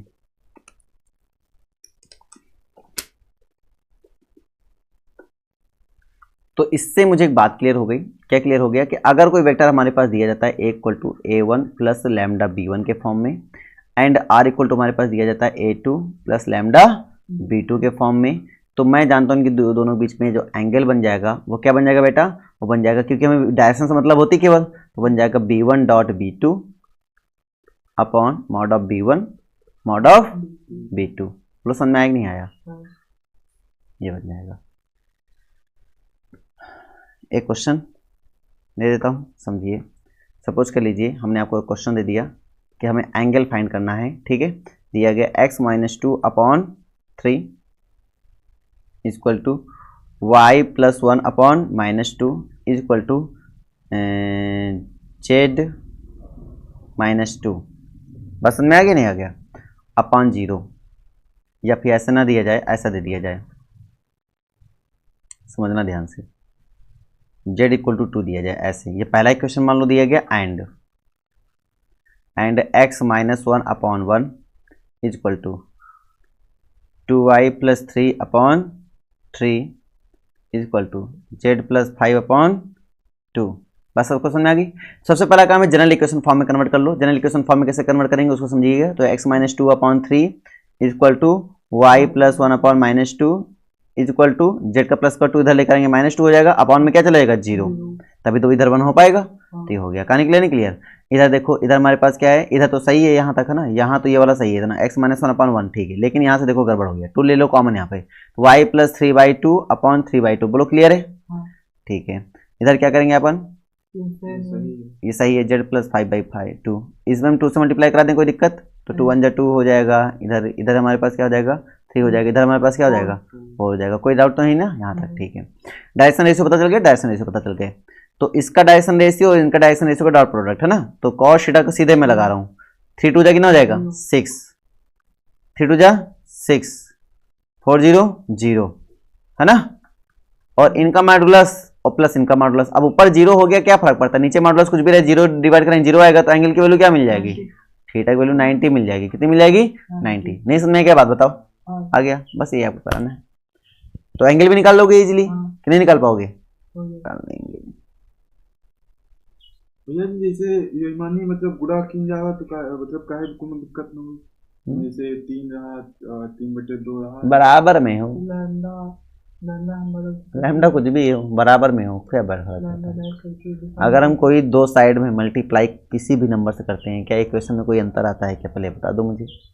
बस वही कर रहे हैं, इक्वेशन सेम वैल्यू से अगर दोनों साइड में मल्टीप्लाई कर रहा हूँ तो मुझे नहीं लगता इक्वेशन में कोई फर्क पड़ने वाला है। तो यही रीजन है, और कोई रीजन नहीं।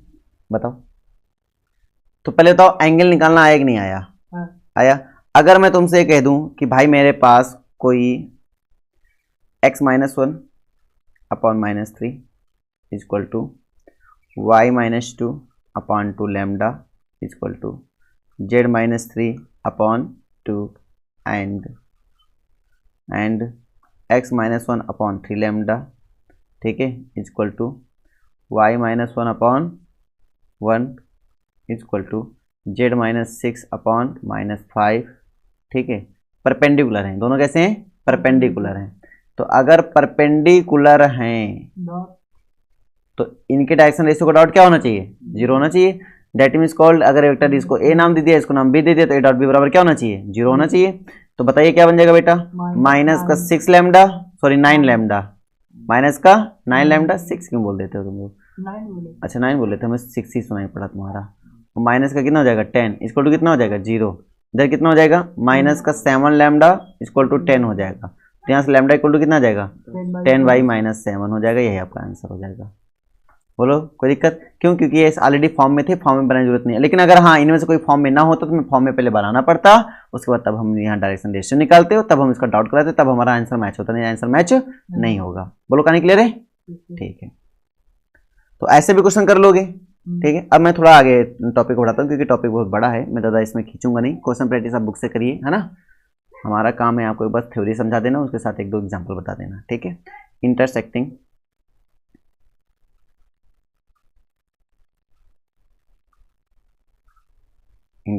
ऑफ टू लाइन्स, इसका क्या मतलब हुआ भाई? जैसे मान लो दो लाइन हमारे पास दी गई, मान लो पहली लाइन हमारे पास दिया गया x minus x1 upon a1, ठीक है, y minus y1 upon b1, और यहाँ से z minus z1 upon c1।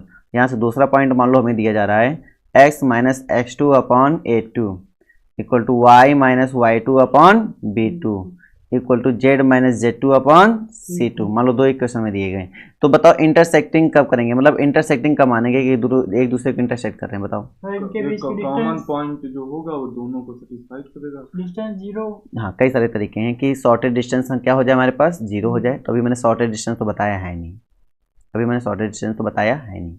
ठीक है, फिर दूसरा तरीका बताओ। ये पॉइंट जो होगा वो कॉमन पॉइंट वो दोनों को सेटिस्फाइड करेगा। बिल्कुल सही है। मतलब हमारे पास यहाँ से कॉमन पॉइंट, इसका पहले इक्वेशन का जनरल पॉइंट क्या होगा? तो जनरल पॉइंट क्या हो जाएगा? जनरल पॉइंट निकाल लेते हैं पहला। हाँ, क्या बनेगा? x1 plus a1 lambda. तो पहला बन जाएगा a1 लैम्डा प्लस x1 बन जाएगा, a2 लैम्डा प्लस y1 बन जाएगा, सॉरी b1 है ना, b1 लैम्डा प्लस y1 बन जाएगा, और c1 लैम्डा प्लस z1 बन जाएगा। और दूसरे पॉइंट क्या बनेगा जनरल पॉइंट?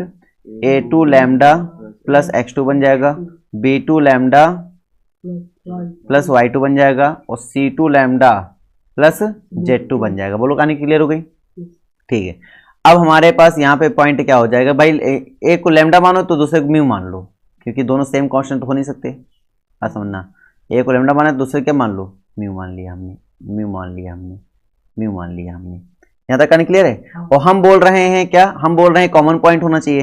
कॉमन होने का मतलब क्या? दोनों सेम हो जाना चाहिए। अगर हम सेम पॉइंट ले लेते हैं तो कहानी क्लियर हो जाएगी। तो यहाँ से हमारे पास तीन इक्वेशन बनेगी। कितनी इक्वेशन बनेगी? तीन इक्वेशन। दो इक्वेशन को सॉल्व करके हम लैम्डा और म्यू की वैल्यू निकाल सकते हैं, और लैम्डा म्यू की वैल्यू अगर तीसरे इक्वेशन को क्या कर दे? सेटिस्फाइड कर दे। तीसरे इक्वेशन क्या कर दे? सेटिस्फाइड कर दे। तो ये इंटरसेक्ट कर रही है, और अगर ना कर पाए तो नहीं कर रही है। एक तो ये तरीका हुआ, ठीक है। दूसरा तरीका हुआ कि इनके बीच का शॉर्टेज डिस्टेंस क्या हो जाए? जीरो हो जाए। जैसे मान लो एक लाइन ये है और दूसरी लाइन ये है, अब जहां काट रही होंगी वो डिस्टेंस सबसे कम होगी, तो शॉर्टेज डिस्टेंस क्या हो जाए? जीरो हो जाए। तो भी मैं कह सकता हूं कि दोनों लाइन एक दूसरे क्या कर रही हैं? इंटरसेक्ट कर रही हैं। क्या कर रही हैं? इंटरसेक्ट कर रही हैं। बोलो कहानी क्लियर हो गई? ठीक है, एक छोटा सा एग्जाम्पल मैं तुम्हें बता देता हूँ तो समझ में आपको आ जाएगा। ठीक है, यहाँ पे क्वेश्चन है कि x minus 1 upon 3 is equal to y plus 1 upon 2 is equal to z minus 1 upon 5 and, ठीक है, यहाँ पे दिया जाएगा x प्लस 2 अपॉन 5, ठीक है, is equal to x plus 2 upon 4 ले लो, 4 is equal to y minus 1 upon 3 is equal to z plus 1 upon minus 2। Clear नहीं क्लियर? ये हो जाए तो हमसे क्वेश्चन ये कह रहा है कि इसमें चेक करो कि इंटरसेक्ट कर रहा है या नहीं कर रहा है। मतलब कर भी सकता नहीं भी कर सकता, मुझे नहीं पता। दो लाइन है, हो सकता है कि पैरेलल हो गई तो इंटरसेक्ट नहीं करेगा, हो सकता है कि हाँ एक चीज और, अगर पैरेलल हम दिखा दें तो भी तुम्हारा इंटरसेक्ट नहीं करेगा ना। हाँ सोचो, तो नॉट इंटरसेक्टिंग में आ गया ना। नॉट इंटरसेक्ट अगर जो पैरेलल होगी तो इंटरसेक्ट कहाँ करेंगे, तो वो बात अलग होगी। चलो हम ट्राई करते हैं, फिलहाल के लिए जनरल पॉइंट निकालते हैं। क्या निकालते हैं? जनरल पॉइंट निकालते हैं। क्या निकल के आएगा इसका बताओ जरा मुझे? 3 lambda plus 1 comma 2 lambda minus 1 comma 5 lambda plus 1, इसका बनाओ। एंड दूसरे को बताओ 4 lambda minus 2 comma 3 lambda plus 1 comma minus 2 lambda minus 1। Clear है? लैम्डा ना मानो भैया, कितनी बार बोला, एक को लैम्डा एक को म्यू नाम दे दो। चाहे को λ1 λ2 नाम दे दो, है ना, तुम्हारी मर्जी, मैं म्यू नाम दे रहा हूँ, ठीक है। बस क्वेश्चन में आ गई। अब दोनों इक्वल करो, तो पहला इक्वेशन क्या बन जाएगा, 3 लैम्डा प्लस 1 इक्वल किसके हो जाएगा, 4 म्यू माइनस 2, इंटरसेक्ट करेगा कॉमन पॉइंट मिल जाएगा, 2 lambda minus 1 equal to 3 mu plus 1, अगला मिलेगा 5 lambda plus 1 equal to minus 2 mu minus 1। बोलो कहानी क्लियर है। यहाँ से क्या बनेगा बेटा, 3 लैम्डा माइनस 4 म्यू, ठीक है, इक्वल टू माइनस 3। यहाँ से क्या मिलेगा बेटा, 3 लैम्डा 2 लैम्डा सॉरी 2 लैम्डा होना चाहिए यहाँ पे, 2 lambda minus 3 mu equal to कितना हो चाहिए, माइनस 2 हो जाना चाहिए। यहाँ पे क्या होगा, 5 लैम्डा प्लस 2 म्यू प्लस 2, ये प्लस 2, ठीक है। और यहाँ पे क्या हो जाएगा बेटा आपका, बताइए, माइनस 2। हाँ यहाँ तक समझ आ गया। अब इन दोनों को सॉल्व करके, मतलब इन दोनों को सॉल्व करके यहाँ लैम्डा और म्यू की वैल्यू निकालेंगे। लैम्डा एंड म्यू जो आएगा इसमें उठा के रख देंगे, इसमें उठा के रख देंगे, और ये अगर सेटिस्फाइड हो गया तो हम बोलेंगे भाई कट कर रहा है, और नहीं हुआ तो बोलेंगे नहीं कट कर रहा है भैया, बकवास बात है ना। बात समझ में नहीं आ गई, ठीक है। तो कर हर मैदान फतेह, बताइए क्या होगा।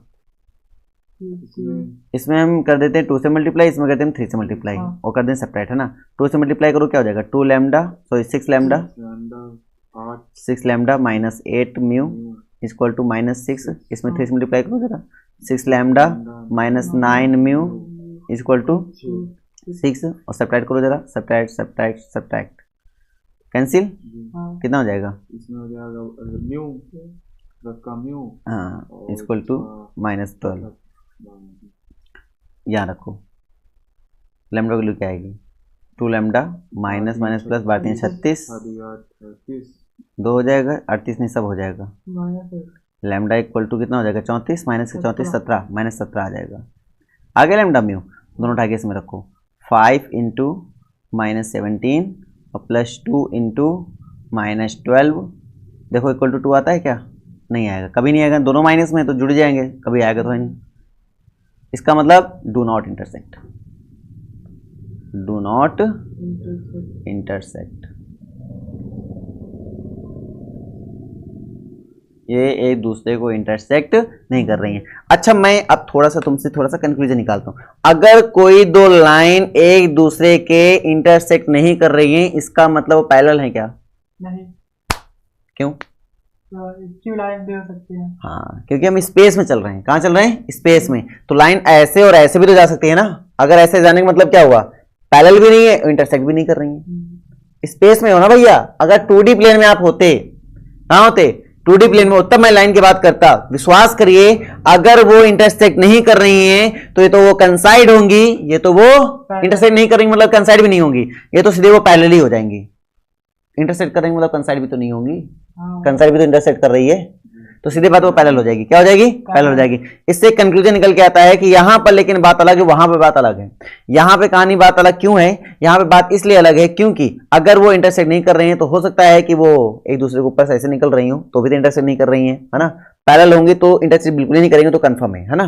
तो पैरेलल के केस है, पर्टिकुलर केस में बोल सकते हैं इंटरसेक्ट नहीं करेंगे, लेकिन अगर जो इंटरसेक्ट नहीं कर रहे हैं इसका मतलब थोड़ी है कि वो पैरेलल है। Parallel do not intersect be always true, लेकिन do not intersect is a parallel lines that is not true in space। बोलो कहानी क्लियर है, डाउट है, क्लियर है। तो ये भी बात समझ में आना चाहिए, इसका मतलब ये नहीं कि नॉट पैरेलल, मतलब पैरेलल नहीं है, समझे नहीं समझे। तो यहां से क्या हो सकता है, मे और मे नॉट बी पैरेलल। क्या लिखेंगे, मे और मे नॉट बी पैरेलल, मतलब जबरदस्ती पैरेलल मत बना देना। बात समझ में नहीं आ रही है, ये बात बहुत इंपॉर्टेंट है, ठीक है। आगे बढ़े, डाउट है। मान लीजिए आपको इसमें इंटरसेक्टिंग पॉइंट बताना हो जाए, इंटरसेक्टिंग पॉइंट बताने के लिए आप क्या करेंगे, ये म्यू और जो लैम्डा की वैल्यू आई है, ठीक है, आप इसको उठा के इसमें रख देना, किसी भी रख देना, चाहे इसमें रख देना और चाहे इसमें रख देना, तो जो वैल्यू हो जाएगी, मतलब ये जो पॉइंट निकल के आएंगे इनको बोलते हैं इंटरसेक्टिंग पॉइंट। चाहे इसमें रखोगे चाहे इसमें रखोगे सेम आंसर दे देगा, है ना। मतलब जो पॉइंट देगा कुछ ना कुछ तो देगा, ये बात समझना, जो भी देगा वो इंटरसेक्टिंग पॉइंट ही होगा इसका, इंटरसेक्टिंग पॉइंट। और अगर इंटरसेक्टिंग एक ही पॉइंट होगा तो सेम वैल्यू देगा। क्या देगा, ये सेम वैल्यू देगा। क्यों, क्योंकि हमने दोनों को इक्वल कर लिया था ना, तो जो भी देगा सेम वैल्यू दे देगा। बोलो बात समझ में नहीं आया, ठीक है। अब हम लोग इस पे आगे बढ़ेंगे और देखते हैं क्या कहानी होने वाली है। अच्छा, कुछ क्वेश्चन प्रैक्टिस कर लेते हैं पहले। कोलिनियर में सर ठीक है। कोलिनियर अलग शब्द हुआ बेटा। कोलिनियर का मतलब क्या, पूरा कंसाइड कर बहुत जाएगा। सारे पॉइंट। हाँ, अगर दो लाइन है और दो लाइन के टू और मोर देन पॉइंट कॉमन मिल रहे हैं, इसका मतलब कोलिनियर हो रहा है। कोलिनियर मतलब एक लाइन, एक जो दो टू और more than point, sorry three और मोर देन पॉइंट हैं, वो एक ही लाइन पर है बेटा, उसको कोलिनियर बोलते हैं। मतलब अगर इस केस में आ गया तो इस केस में तो आएगा ही नहीं ना, इस केस में तो आएगा ही नहीं ना, बात समझो। इस केस में क्यों आएगा, इस केस में तो दो पॉइंट, इसमें दो चीजें चलती हैं। ये तो कॉन्साइड चलता है, क्या हो जाएगा, कॉन्साइड हो जाएगी।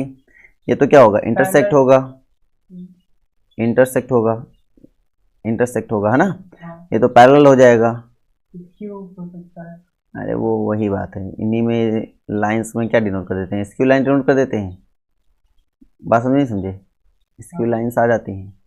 और ये मतलब बताएंगे बताएंगे डिटेल में बताएंगे, पूरी चर्चा करेंगे, समझ में रहा है। हाँ, तो टेंशन मत लो, बताएंगे। फिलहाल के लिए कुछ क्वेश्चन डिस्कस कर लेते हैं। क्वेश्चन लिख रहा हूँ, इसको ट्राई करना है, ठीक है।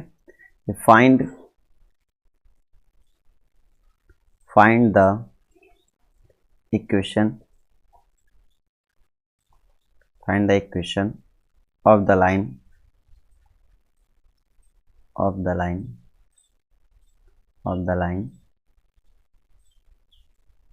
ठीक है,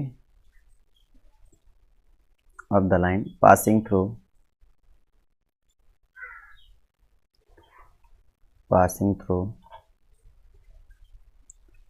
the point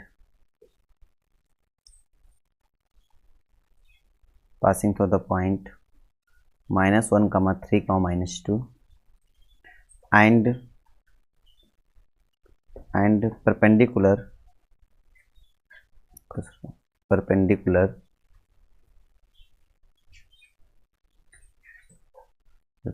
to the lines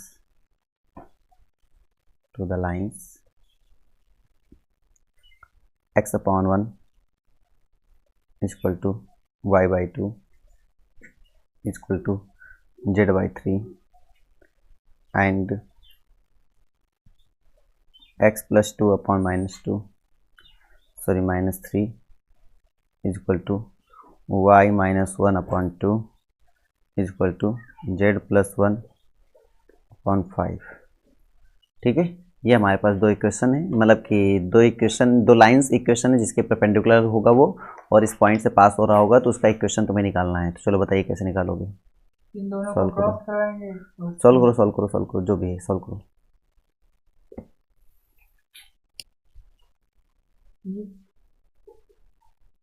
-5 plus 3j -2k plus lambda time -14j plus 8k। गलत है।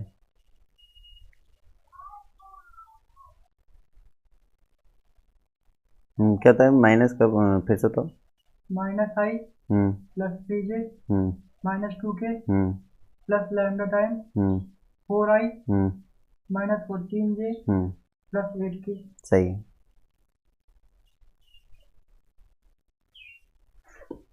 सही है। तुम्हारा हुआ, होगा नहीं होगा पहले बताओ। जैसे इसमें निकाल दे x -x1 से, मतलब ये वाला ऊपर पॉइंट मान लेगा और जो डायरेक्शन रेशियो दिए गए अंतर इसे ऐसे फॉर्मूला नहीं होता, x -1 अपॉन x2 -x1। तो दो पॉइंट थोड़ी है जो से h2 -x1 कर दोगे। नहीं, नीचे जो रेशियो दिया। हाँ, तो डायरेक्शन रेशियो दो है ना, कैसे करोगे, मतलब कैसे, क्या हमें इसके डायरेक्शन रेशियो चाहिए ना कि इसके। बात समझो, देखो हमने क्या बताया था, कोई भी लाइन का इक्वेशन मुझे चाहिए, मान लो हमें चाहिए लाइन का इक्वेशन, तो हमें चाहिए तो x minus alpha upon a, y minus beta upon b और z minus gamma upon c होता है। जहाँ a b c मान लो ये लाइन है, इस पॉइंट से पास हो रहा है, अल्फ़ा बीटा और गामा से पास हो रहा है, और इसके जो डायरेक्शन रेशियो हैं वो है a b और c। हमने कह दिया, कोई दिक्कत नहीं है। तो हमें इस लाइन, जिस लाइन की इक्वेशन निकालना चाहते हो, उस लाइन की डायरेक्शन रेशियो पता होना चाहिए। ये लाइन जो है, इन दोनों लाइन की, मान लो एक लाइन ये, हाँ, इन दोनों लाइन की परपेंडिकुलर है वो इन दोनों लाइन की क्या है, परपेंडिकुलर है। मैंने आपको क्या बताया था, अगर ये जो लाइन है इन दोनों लाइन की परपेंडिकुलर है, तो इसकी कोई ना कोई डायरेक्शन रेशियो होगा, मान लिया हमने डायरेक्शन रेशियो क्या है, ए बी सी, तो इस लाइन के परपेंडिकुलर इसकी डायरेक्शन रेशियो क्या है 1 2 3, इसकी डायरेक्शन रेशियो क्या है -3 2 5, -3 2 5। हमने बताया कि ये इसके भी परपेंडिकुलर है, ये इसके भी परपेंडिकुलर है। इसके परपेंडिकुलर होने का मतलब क्या हुआ, इन दोनों का डॉट क्या होगा 0। इसके परपेंडिकुलर होने का मतलब क्या हुआ, इन दोनों डॉट क्या होगा 0। तो यहां से क्या करेंगे, इन दोनों डॉट करा देंगे। डॉट कराएंगे तो क्या मतलब हुआ, इसका मतलब हुआ a + 2b और प्लस i को i के साथ, j को j के साथ, k को k के साथ, तो 3c = 0 हुआ नहीं हुआ। इन दोनों डॉट कराएंगे क्या आएगा, -3a + 2b और प्लस 5c = 0। यहां तक बात समझ में आ गई नहीं आ गई। अब यहां से अगर मैं देखूंगा तो a अगर ढक लूंगा तो इसको ढक लूंगा तो इसका क्रॉस मल्टीप्लाई कर दूंगा तो क्या आ जाएगा, 5 2 जा 10 -3 2 जा 6 आ जाएगा।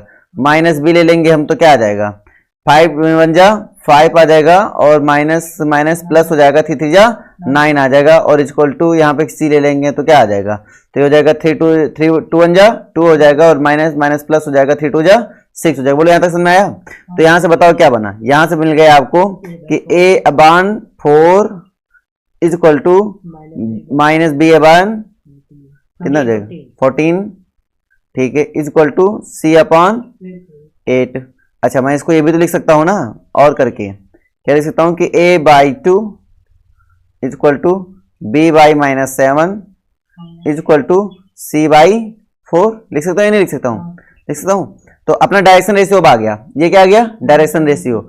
यहां से क्या पता चल गया था, अल्फा बीटा पॉइंट किस पॉइंट से पास हो रहा था, -1 3 और -2 से।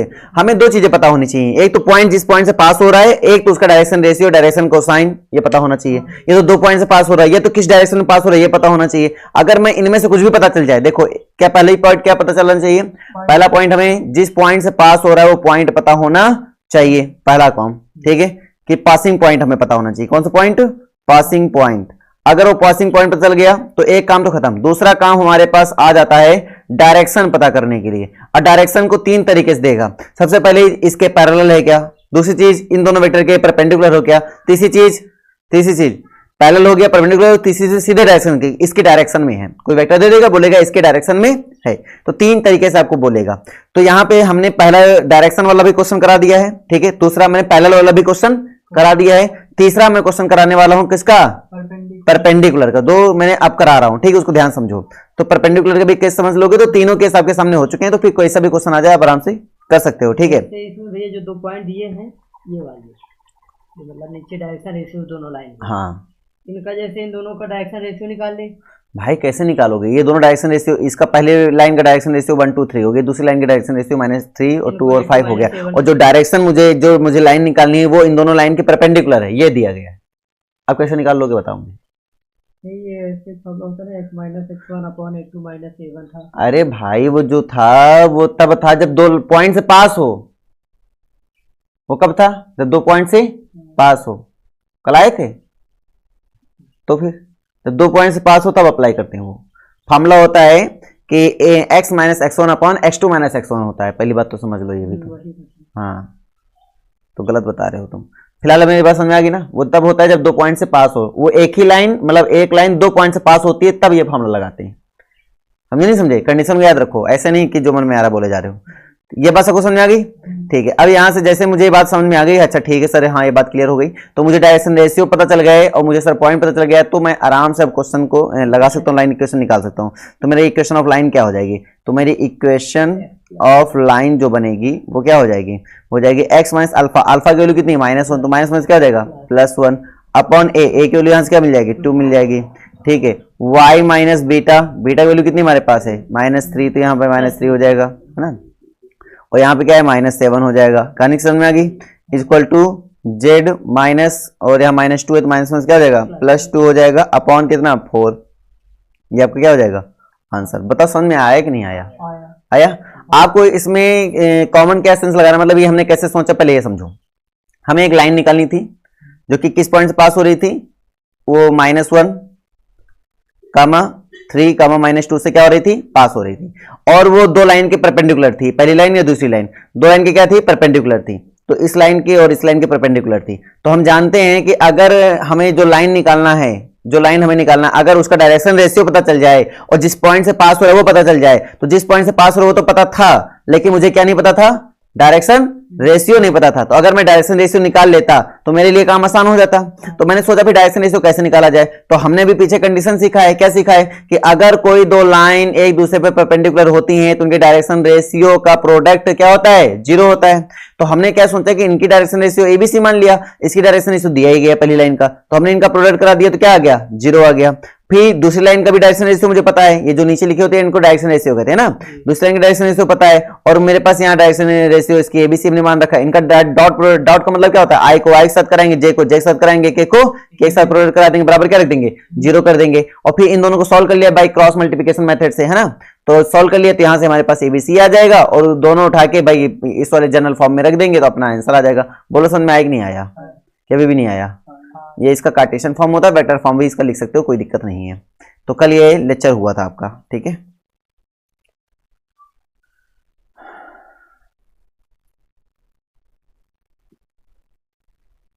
एक क्वेश्चन और समझो ताकि कोई दिक्कत ना रहे। बातें पकड़ में तो आ ही रही होंगी ना। तो यहां पे क्वेश्चन क्या कह रहा है कि a line passing through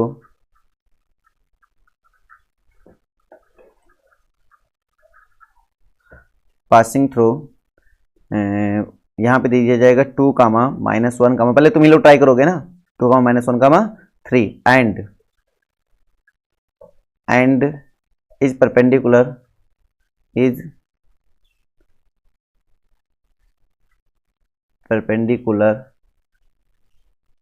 to the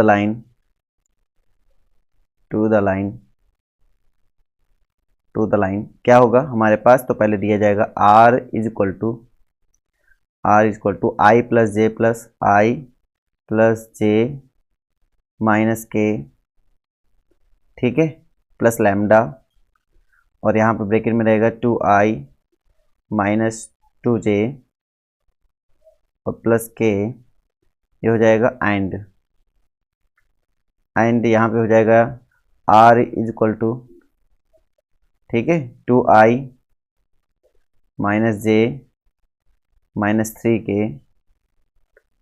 okay, और प्लस म्यू, और यहाँ से हो जाएगा आपका i प्लस 2j, ठीक है, और प्लस 2k, ओके। तो इसमें क्या करना होगा, इक्वेशन आपको निकालना है, ऑब्टेंड इक्वेशन,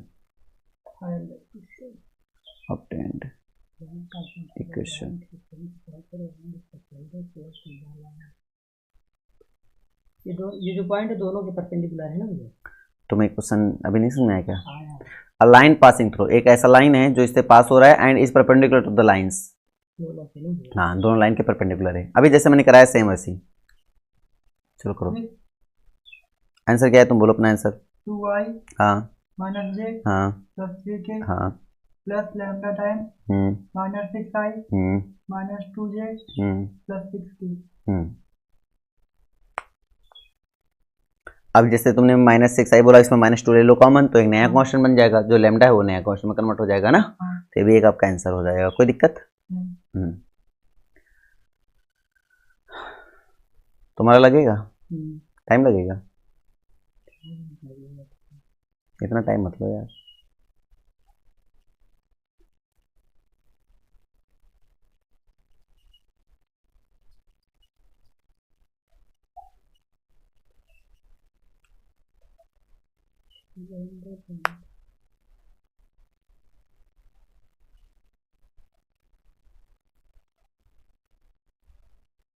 लैम्डा की वैल्यू 2/9 है।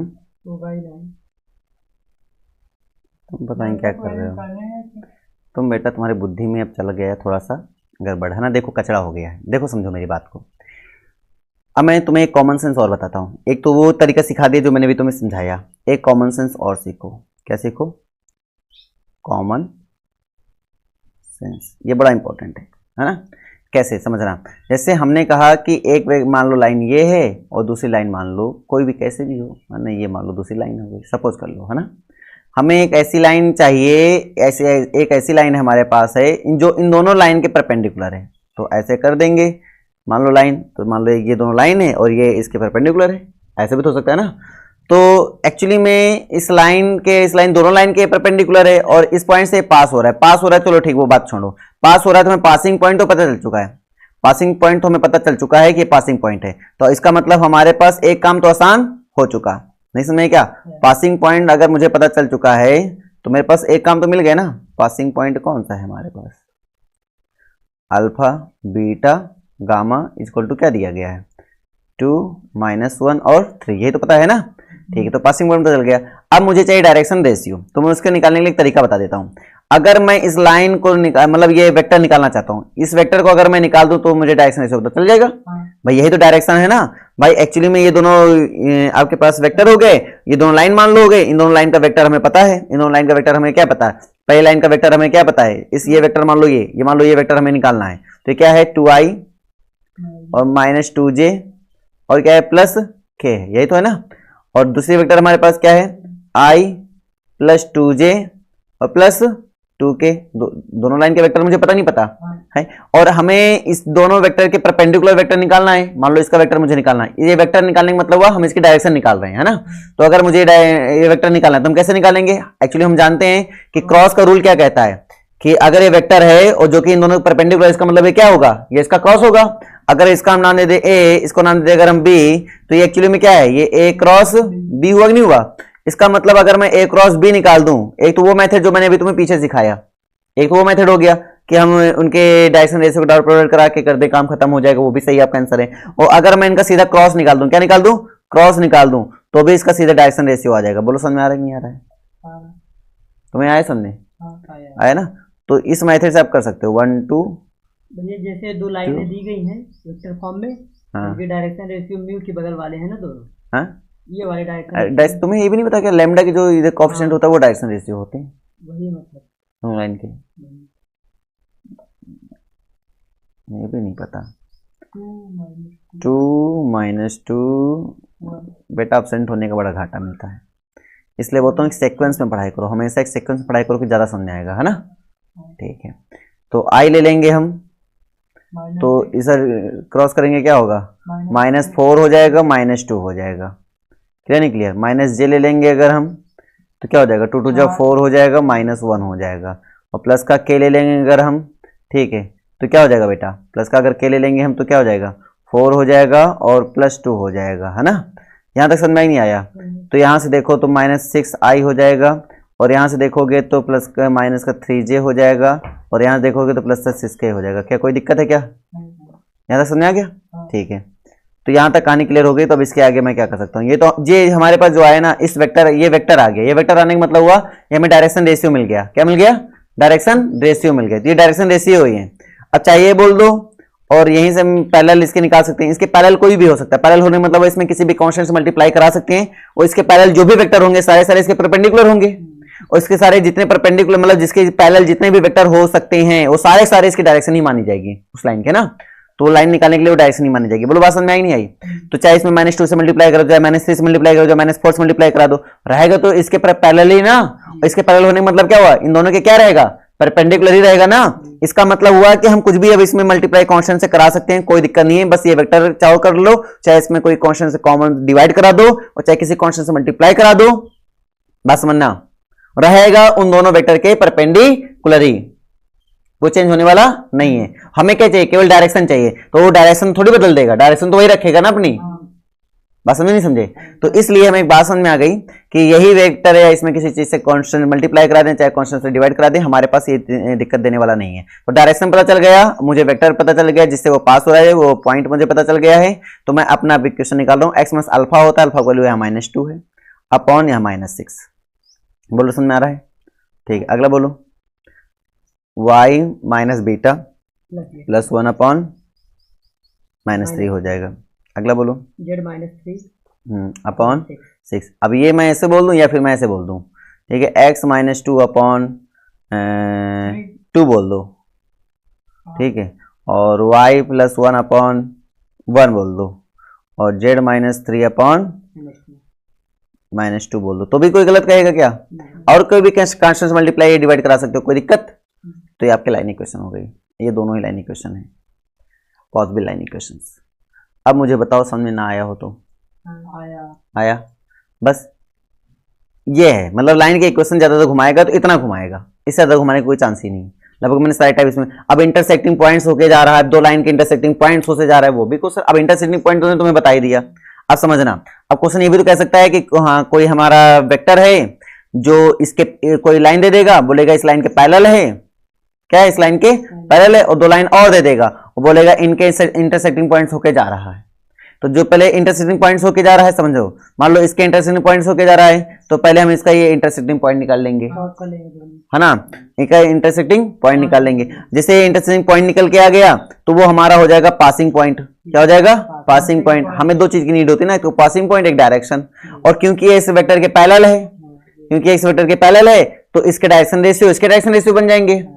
भाई कांस्टेंट से मल्टीप्लाई करने का कोई मतलब नहीं, लैम्डा तो चेंज होता रहता है ना, वो तो हमने पहले बता दिया। तो डायरेक्शन रेशियो उठा के सीधे इसके डायरेक्शन रेशियो बना दो। अब हमें डायरेक्शन रेशियो पता चल गया, पासिंग पॉइंट पता चल गया, सीधे फॉर्मूला में रख दो, आंसर आ जाएगा।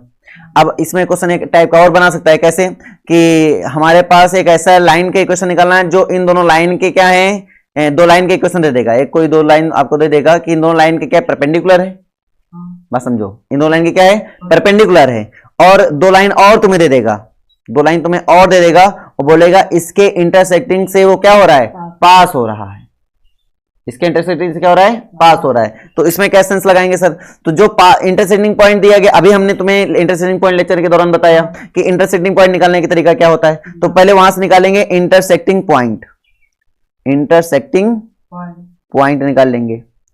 और जैसे ही हमारा इंटरसेक्टिंग पॉइंट आया तो ये इंटरसेक्टिंग पॉइंट क्या बन जाएगा, पासिंग पॉइंट बन जाएगा, नहीं बन जाएगा। अब ये पासिंग पॉइंट पता चल गया, मुझे दो चीजें पता होनी चाहिए, एक तो पासिंग पॉइंट बताना चाहिए, तो पता चल गया।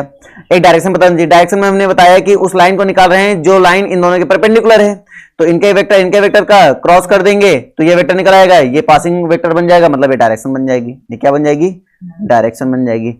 और जैसे मुझे डायरेक्शन पता चल गया और ये पासिंग पॉइंट पता चल गया, आराम से आप एक क्वेश्चन निकाल सकते हो, X minus alpha upon A, Y minus beta upon B, Z minus gamma upon C निकाल सकते हैं। इंटरसेक्टिंग पॉइंट दोनों इक्वेशन को सॉल्व करके निकालना है। सॉल्व कैसे करोगे? जैसे लैम्डा और म्यू मान के। हाँ वही। तो क्या करेंगे हम, पहले क्या करेंगे, इसका जनरल पॉइंट निकाल लेंगे लैम्डा मान के, और इसका जनरल पॉइंट निकाल लेंगे म्यू मान के, दोनों पॉइंट सेम कर देंगे, तो वहाँ लैम्डा और म्यू की वैल्यू आ जाएगी, है ना। और लैम्डा म्यू वैल्यू उठा के उन पॉइंट में रख देना, तो इंटरसेक्टिंग पॉइंट आ जाएगा। इंटरसेक्टिंग पॉइंट को क्या बोल देना, पासिंग पॉइंट बोल देना।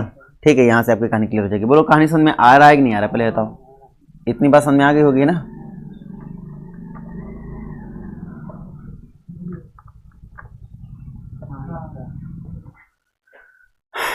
चलिए, तो मैंने आपको यहाँ तक समझा दिया और मुझे लग रहा है आपको यहाँ तक समझ में भी आ गया है। मैं आप क्वेश्चन नहीं बता रहा हूँ क्योंकि मैंने आपको हिंट दिया, क्योंकि अभी तक तुम क्वेश्चन नहीं करा रहे हैं और वही टाइप के क्वेश्चन करा रहे हैं, तो समझ में भी आ गया होगा, तो आपको हिंट भी मिल गया, तो बराबर क्लियर भी हो गया ना।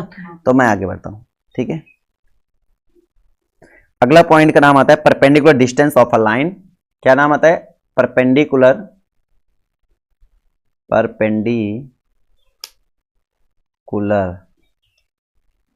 Distance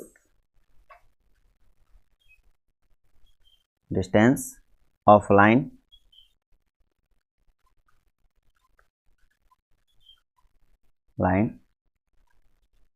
from a point.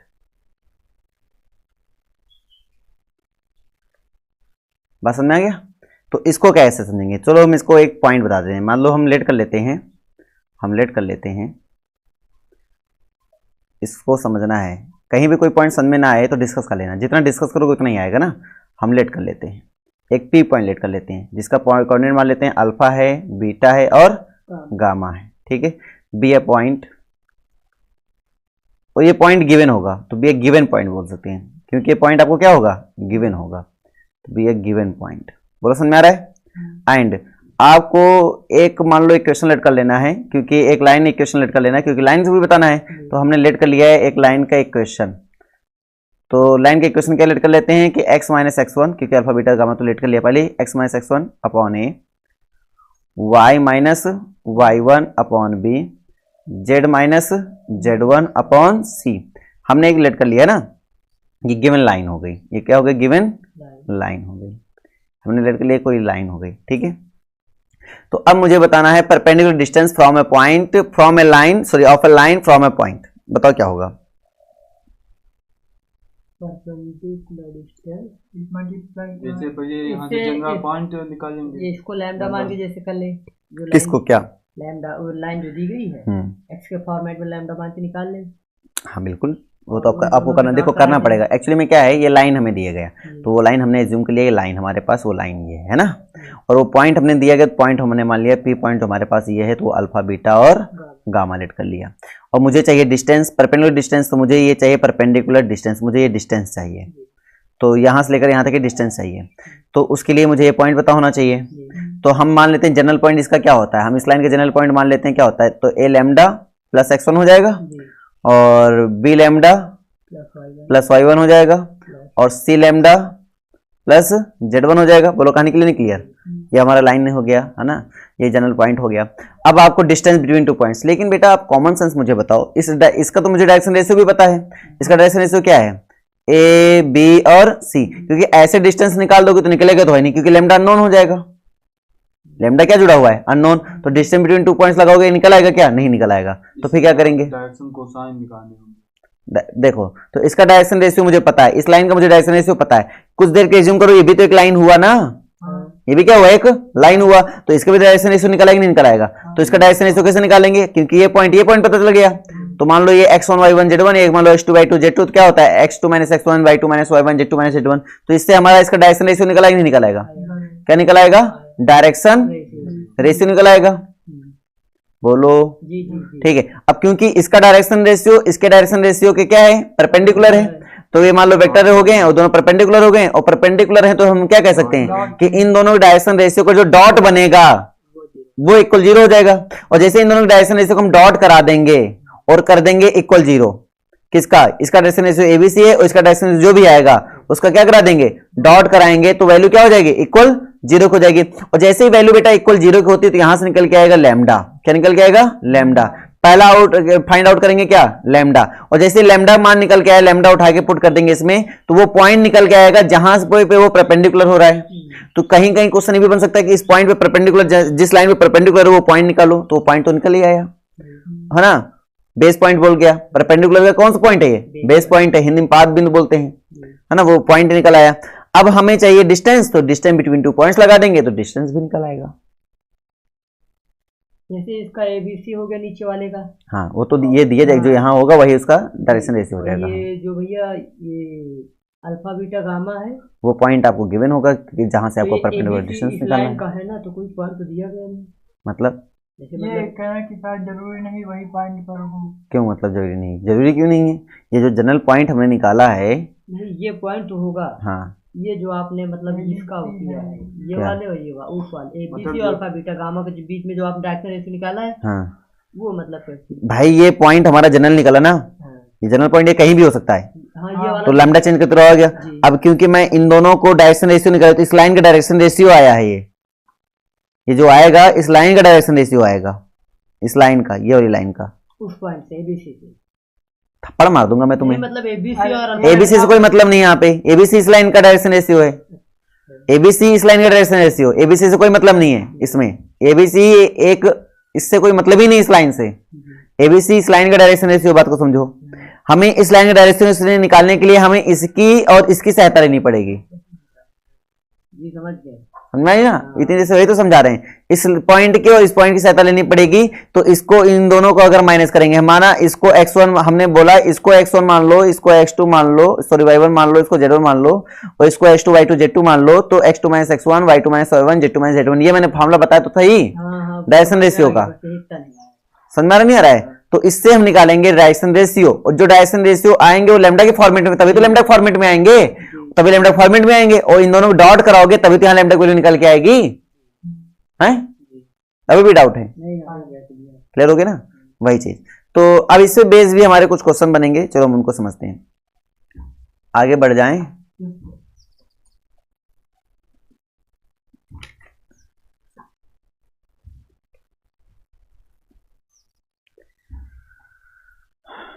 Question सुनो, बढ़िया क्वेश्चन है। क्वेश्चन क्या कह रहा है, फाइंड, क्या अभी भी डाउट है क्या हीरो? कौन, तुम भूल रहे हो मैं बोल रहा हूँ, क्या बोल रहे हो? पूछने वाले थे भूल रहे, परपेंडिकुलर, कोई बात नहीं, जब याद आए तब पूछ लेना, ठीक है। Perpendicular from the point from the point 0, 2, 3 on the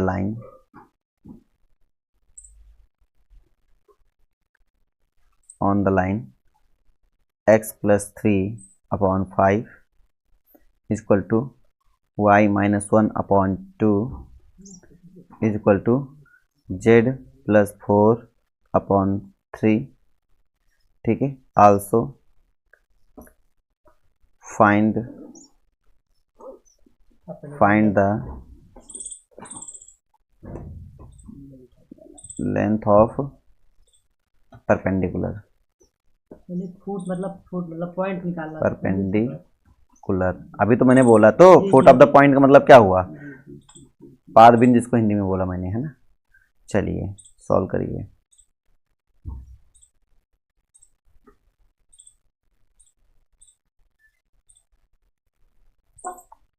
हमारे पास एक लाइन दिया गया, ये क्या दिया गया, एक लाइन दिया गया, तो एक लाइन ले लो भाई। ये क्या हो गया, एक लाइन हो गया। प्रॉब्लम क्या है, कौन से पॉइंट से, तो इस पॉइंट से। इस पॉइंट का नाम क्या है, 0, 2, 3 नाम है, तो इस पॉइंट को नाम दे दिया मैंने P। मान लो जिस पॉइंट पे गिर रहा है उस पॉइंट को मैंने नाम दे दिया Q। क्या प्रॉब्लम है, इस पॉइंट नाम दे दिया मैंने Q। ये जनरल पॉइंट क्या हो जाएगा, यहां से बना जनरल पॉइंट क्या बनेगा, 5 लैम्डा प्लस का 3 हो जाएगा -3, कामा 2 लैम्डा माइनस का 1 हो जाएगा, प्लस का 1 हो जाएगा, कामा 3 लैम्डा प्लस का 4 हो जाएगा, -4 हो जाएगा। यहां तक बात समझ में आ गया, ये आ गया। इसका डायरेक्शन रेशियो दिया गया है, डायरेक्शन रेशियो कितना दिया गया, डायरेक्शन रेशियो बेटा 5, 2, 3, 5, 2, 3, ये तो दिया गया ना। इसका डायरेक्शन रेशियो निकालो जरा, तो इसका डायरेक्शन रेशियो निकालो, कैसे आएगा, इसमें इसको माइनस करो, तो 5 लैम्डा -3 में 0 माइनस करेंगे, क्या आएगा, 5 लैम्डा -3 रहने वाला है, कामा 2 लैम्डा +1 में 2 माइनस करो, क्या आएगा, 2 लैम्डा -1 हो जाएगा, कामा 3 लैम्डा -4 में 3 माइनस करो, क्या आ जाएगा, 3 लैम्डा -7 आ जाएगा, ठीक है। अब ये दोनों डायरेक्शन रेशियो होगा, इन दोनों क्या करा दे बेटा, डॉट प्रोडक्ट करा दें। डॉट कराएंगे तो क्या आ जाएगा, 25 लैम्डा -15। देखो डॉट कराने मतलब 5 × 5 लैम्डा -3, और डॉट क्यों करा रहा हूं, क्योंकि ये दोनों कैसे हैं, परपेंडिकुलर हैं। तो लैम्डा बन गया, और प्लस यहाँ पे बन जाएगा 2 × 2 लैम्डा -1, कोई दिक्कत, प्लस 3 × 3 लैम्डा -7, यहाँ तक बात समझ में आ गई होगी, ठीक है। और इक्वल टू क्या चलेगा, 0 चलेगा, कोई दिक्कत नहीं है। अब देखिए 25 लैम्डा -15, ठीक है, और प्लस 4 लैम्डा -2, और प्लस 9 लैम्डा -21 इक्वल टू 0। अपने में गलती पकड़ में आ रही है, गलती पकड़ में आई तुम्हें, मिली गलती नहीं हुई अभी तक, गलती यहाँ तक सही था, नहीं वो पहले ही गलती हो गई थी, चलो ठीक है। 25 और 4 कितना, 29 में 9 ऐड करो, 38 लैम्डा हुआ, इक्वल टू इधर 17 हुआ, 17 में 21 ऐड करो, 38 हुआ, लैम्डा इक्वल टू 1 आएगा। लैम्डा इक्वल टू कितना आया, 1। लैम्डा ज़्यादा कॉम्प्लिकेटेड नहीं आता है, लैम्डा इक्वल टू 1 आया, चलो उठा के रखेंगे। तो पहले आप आ जाएगा foot of the perpendicular point, मतलब फुट पॉइंट आ जाएगा, ठीक है, ये वाला पॉइंट आ जाएगा ना। तो इसका जो फुट पॉइंट निकालना था, ये वाला पहला पॉइंट, तो पहला पॉइंट यहीं से देखो क्लियर हो गया, क्लियर नहीं क्लियर। तो इसका पॉइंट कितना आ जाएगा बेटा, तो रखो, तो 5 में 3 जाएगा 2, 3 हो जाएगा, और यहाँ पे -1 हो जाएगा। यहाँ तक समझ में नहीं आया, 2, 3 -1 ये आएगा नालायक, ठीक है। ये फुट पॉइंट हो गया, कहानी क्लियर है। इस फुट पॉइंट का पोजीशन वेक्टर निकाल लो, तो 2i + 3j - k ये बन जाएगा। अब मुझे निकालना डायरेक्शन रेशियो, तो चलो डायरेक्शन रेशियो निकाल लो। तो लेंथ निकालनी, क्या, अच्छा लेंथ निकालनी, तो लेंथ निकाल सकते हो, कुछ भी निकालना हो, मतलब इस परपेंडिकुलर लाइन का कुछ भी निकालो, निकाल सकते हो।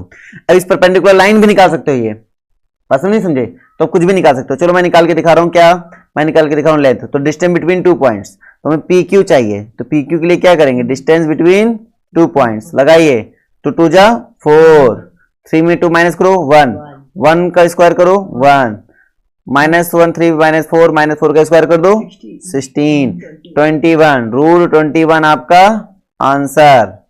बोलो समझ में आया, कि नहीं आया? आया। एक क्वेश्चन और दे रहा हूं कि अभी ना दूं, एक और दे देना ताकि प्रैक्टिस तुम्हारी हो जाए। ठीक है, क्वेश्चन समझो। Find the length, find the length of the perpendicular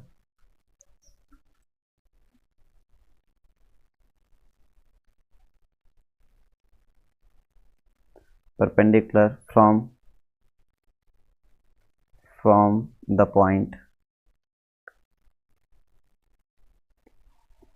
the point 1, 2, 3 to the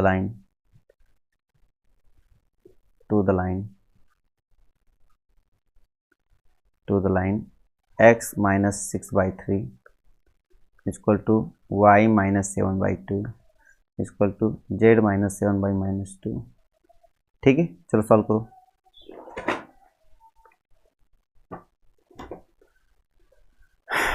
point है 1, 2, 3 जहां पर परपेंडिकुलर डाला जा रहा है और लाइन के इक्वेशन में दिया गया x minus 6/3 equal to y minus 7/2 equal to z minus 7/-2। ठीक है, तो परपेंडिकुलर लेंथ निकालनी है आपको।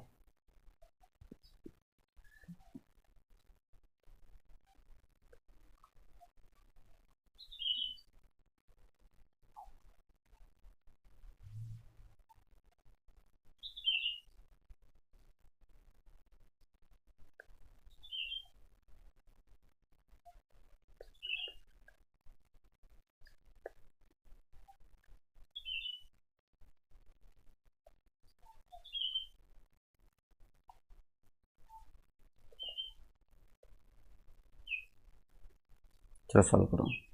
चलो, कम से कम इस बार तुम लोगों ने टाइम से बताया, तो लड्डू नहीं बांटेंगे हम, ठीक है, प्रसाद बिल्कुल नहीं देंगे। आपका आंसर आया 3, 5, और 9, बिल्कुल सही आंसर है। डिस्टेंस कितनी आई? 7, बिल्कुल सही आंसर है, एकदम सही आंसर है। फाड़ू आंसर है। कौन सा आंसर है? फाड़ू आंसर है। ठीक है, अब मैं आपको समझा दूं क्या?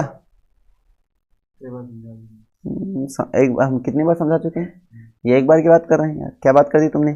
तो फिलहाल के लिए समझ में, ये तो समझ में आ गया होगा, ये कॉमन जनरल पॉइंट निकाल लिया होगा, ये इसका डायरेक्शन रेशियो लिख लिया होगा। चलो अब इसके डायरेक्शन रेशियो से हम लोग कहानी से स्टार्ट करते हैं ना, इसकी डायरेक्शन रेशियो क्या होती है उसकी कहानी से स्टार्ट करते हैं। ठीक है, तो इसका डायरेक्शन रेशियो क्या बन जाएगा बेटा? तो 3 लैम्डा प्लस 6 में माइनस कर देंगे, क्या आएगा? 3 लैम्डा प्लस 5 आ जाएगा। कोई दिक्कत? इसका कितना आएगा? 2 लैम्डा प्लस 5 आ जाएगा। इसका कितना आ जाएगा? -2 लैम्डा प्लस 4 आ जाएगा। ठीक है, इसका डायरेक्शन रेशियो निकला है, इसका डायरेक्शन रेशियो निकला है, इसका डॉट करा दो, इनका डॉट करा दो, क्या निकलेगा ये बताओ? डॉट कराएंगे तो 9 lambda plus 15 plus 4 lambda plus 10 plus 4 lambda -8 equal to 0। तो लैम्डा की वैल्यू यहाँ से कितनी आई? 17 लैम्डा माइनस लैम्डा की वैल्यू कितनी आई? -1 आई। इतना तो निकाल ही लोगे ना। अब लैम्डा वैल्यू उठा के इसमें रखो, ये आ जाएगा। डिस्टेंस बिटवीन 2 पॉइंट्स निकालो, 7 आ जाएगा। कर पाओगे नहीं कर पाओगे आप? Shortest distance.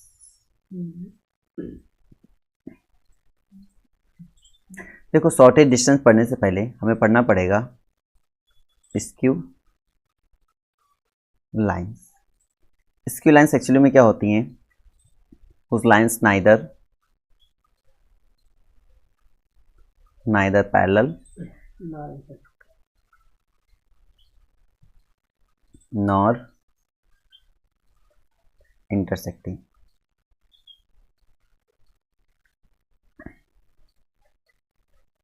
ठीक है, ऐसी लाइन को हम लोग क्या बोलते हैं? स्क्यू लाइंस बोलते हैं। समझ में आ गया? ये तो वो लाइन क्या होंगी? आपस में पैरेलल होंगी स्पेस में। ये तो पैरेलल है ना पैरेलल हो ना इंटरसेक्टिंग। सॉरी, गलत बोल दिया मैंने। नाइदर, ना तो पैरेलल हो और ना तो वो क्या हो? इंटरसेक्ट हो। उन लाइन को बोलते हैं क्या? Skew lines. बात समझ में नहीं आ रही है? तो ना तो पैरेलल होनी चाहिए ना तो इंटरसेक्ट, इनको स्क्यू लाइंस बोलते हैं। ठीक है, पैरेलल के केस हम पढ़ चुके हैं, इंटरसेक्ट का केस हम लोग पढ़ चुके हैं। तो उन लाइन को छोड़कर तो बोलोगे सर फिर कौन सी लाइन बची? अरे बहुत सारी लाइन हैं जो पैरेलल भी नहीं, इंटरसेक्टिंग नहीं, फिर भी वो लाइन है और स्पेस में है। कैसे? जैसे ये लाइन कैसी है? स्क्यू लाइन से। ये लाइन कैसी है? स्क्यू लाइन से। ये लाइन कैसी है? और ये लाइन कैसी है? पैरेलल। तो बहुत डिफरेंस है अदर लाइंस में ना। तो हम उन लाइंस की बात कर रहे हैं जो कि ना तो पैरेलल होती है ना तो इंटरसेक्टिंग होती है, वो लाइंस कहलाती हैं स्क्यू लाइंस।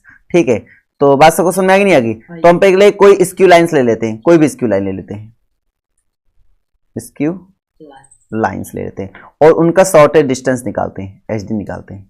एचडी निकालने का फॉर्मूला क्या बन जाएगा स्क्यू लाइंस के लिए? तो लेट कर लेते हैं वो लाइंस हमारे पास क्या होंगे, लेट कर लेते हैं वो लाइंस हमारे पास होगी। पहली लाइन हमने मान लिया L1 मान लिया है ना, तो लाइन होगी R is equal to A1 plus lambda B1। ठीक है, और दूसरी लाइन हमने मान लिया R is equal to A2 plus lambda ना ले लो म्यू B2। यहां तक बात समझ में आ गया? ठीक है, तो अगर ये दोनों वेक्टर्स हमारे पास दिए गए तो यहाँ जो एच बन जाएगा, इसका एच बन जाएगा, वो क्या बन जाएगा बेटा? तो हो जाएगा A2 माइनस A1 है ना, dot B1 cross B2 upon mod of B1 cross B2 और फिर पूरे का मॉड, ये हो जाएगा। बात समझ में आ गया? तो ये हमारा एचडी का फॉर्मूला बन जाएगा।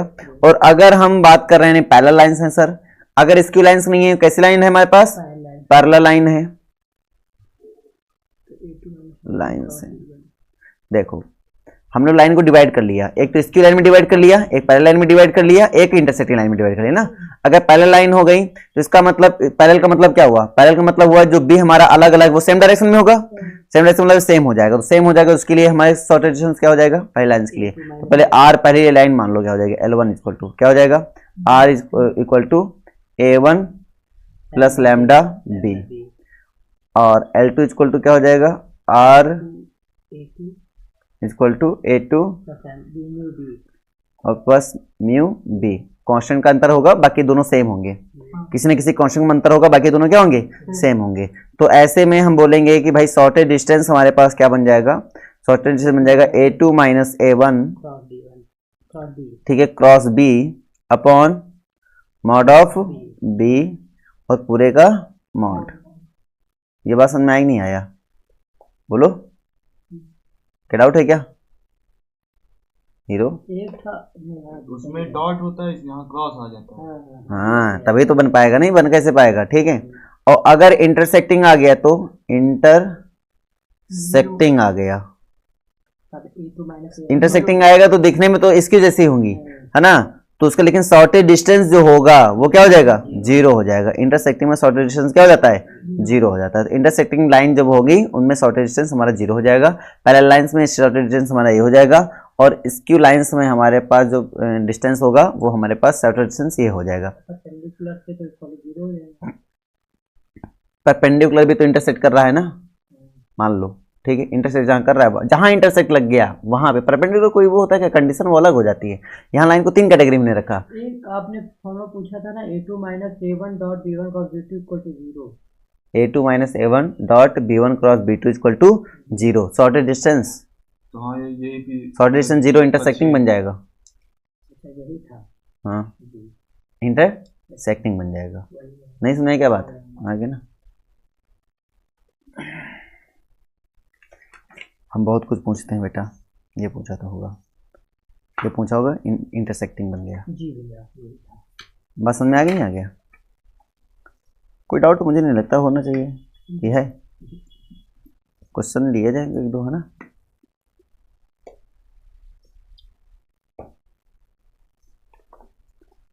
Find the shortage distance SD between the lines, ठीक है। R is equal to 4i minus j, ठीक है, plus lambda i plus 2j और माइनस 3k, ये हो जाएगा and R is equal to I minus J plus 2K plus mu, यहाँ पे हो जाएगा 2I प्लस 4J और माइनस 5K। ठीक है, ये तो दिया गया। क्वेश्चन सॉल्व करोगे मैं सॉल्व करूँ? बोलो, सॉल्व करोगे मैं सॉल्व करूँ? सॉल्व करोगे ना, चलो सॉल्व करो।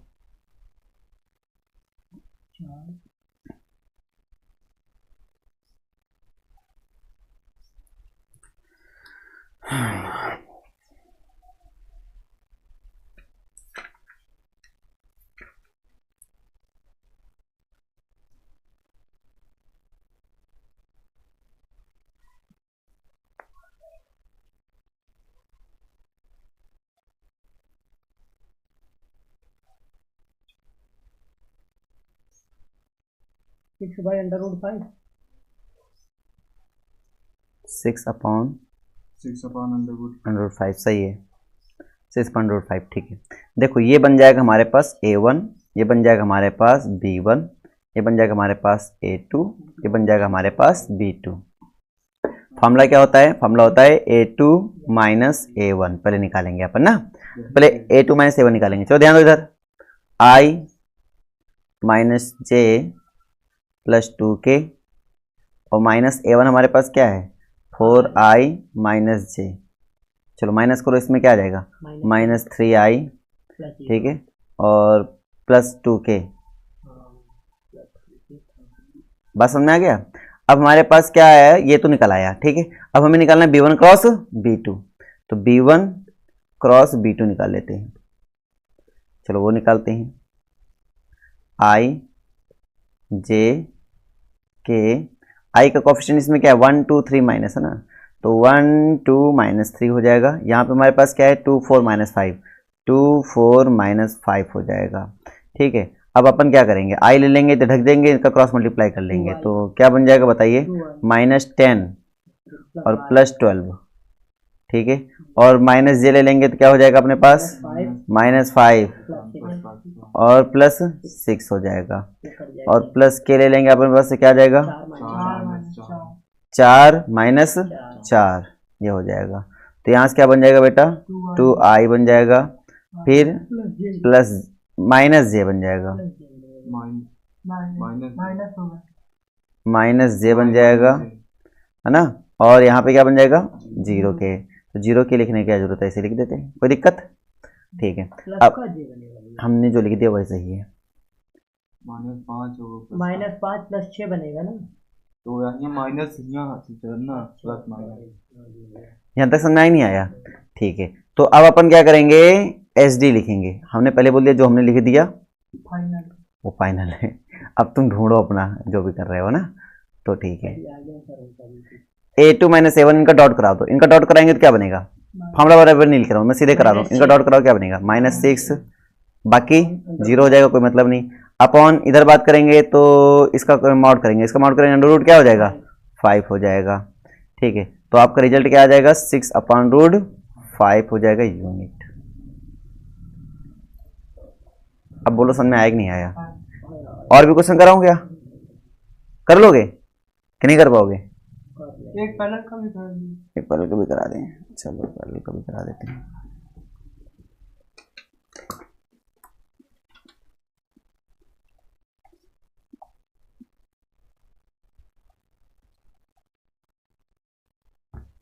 लिखो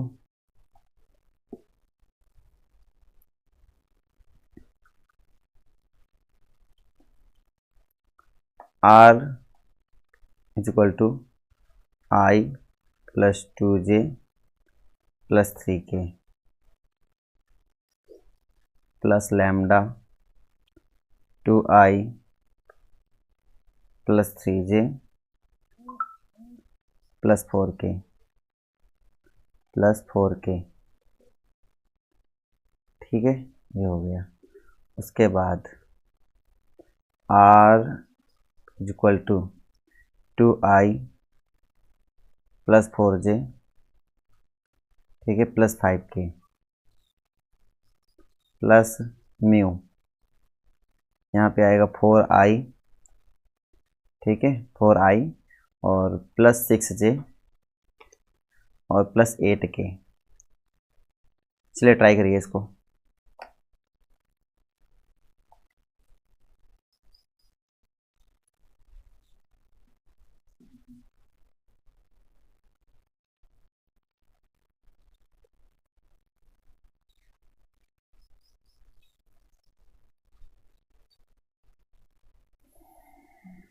पूरा 5/29। 16/√29 गलत है। अरे देखो है क्या, पैरेलल है। क्या है? Parallel. A2 minus A1 cross B लगाना है, क्रॉस और मैं cross B 1/29 cross B 90 distance वाले 5 upon 2i minus k upon √29, मतलब बोले तो √5/29। सही है, बोले तो सही है, बोले तो सही है।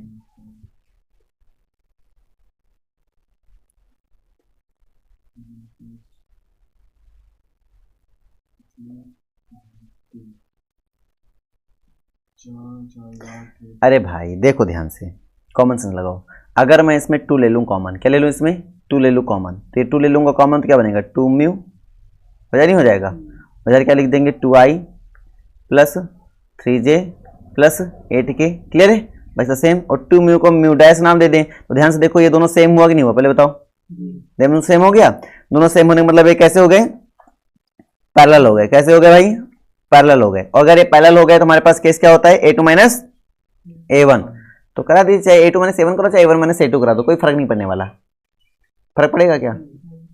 वो बाद में पॉजिटिव। सही पकड़ लिया इसने।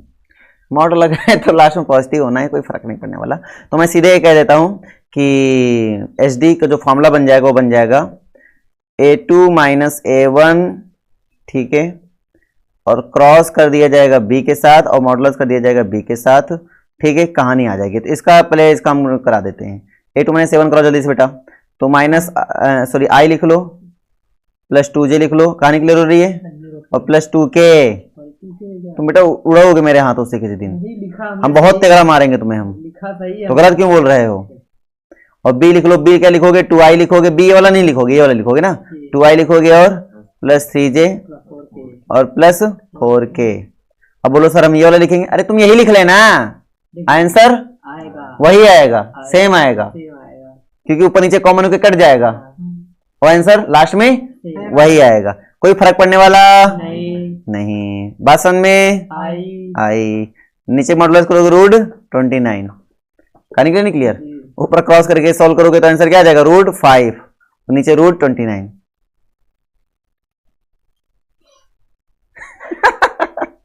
अरे किसको क्रॉस करना नहीं आता? सबको आता, पढ़ाई चुके हैं ना कई बार, ठीक है। किसको मॉडुलस करना नहीं आता? सबको आता है। अब यहाँ पर इसका मतलब मॉडुलस क्रॉस सबको आ गया। अब ये क्या बताएं बार बार, है ना? समझ में आ गया? नहीं आ गया? आ गया तो बस हो गया आपका आंसर। अभी और कुछ चाहिए? तो मुझे लगता है स्ट्रेट लाइन पूरा समझ में आ गया आप लोग को। भाई ये बताओ, स्ट्रेट लाइन समझ में आई नहीं? हाँ बताओ बेटा। क्या? हाँ तो स्ट्रेट लाइन पूरा समझ में आई नहीं? पहले बताओ, स्ट्रेट लाइन समझ में आ गया? कोई दिक्कत, कोई समस्या? स्माइल के साथ इसको खत्म किया जा रहा है। स्माइल के साथ चेहरा, हेमंत का चेहरा बना स्माइल। मुंह टड़का है ना कुछ ज्यादा ही, ठीक है। हेमंत वाला थोड़ा बढ़ा के बना। Like and subscribe. ठोको ठोको, नहीं ठोको भाई, ठोको। ठीक है, ओके बाय।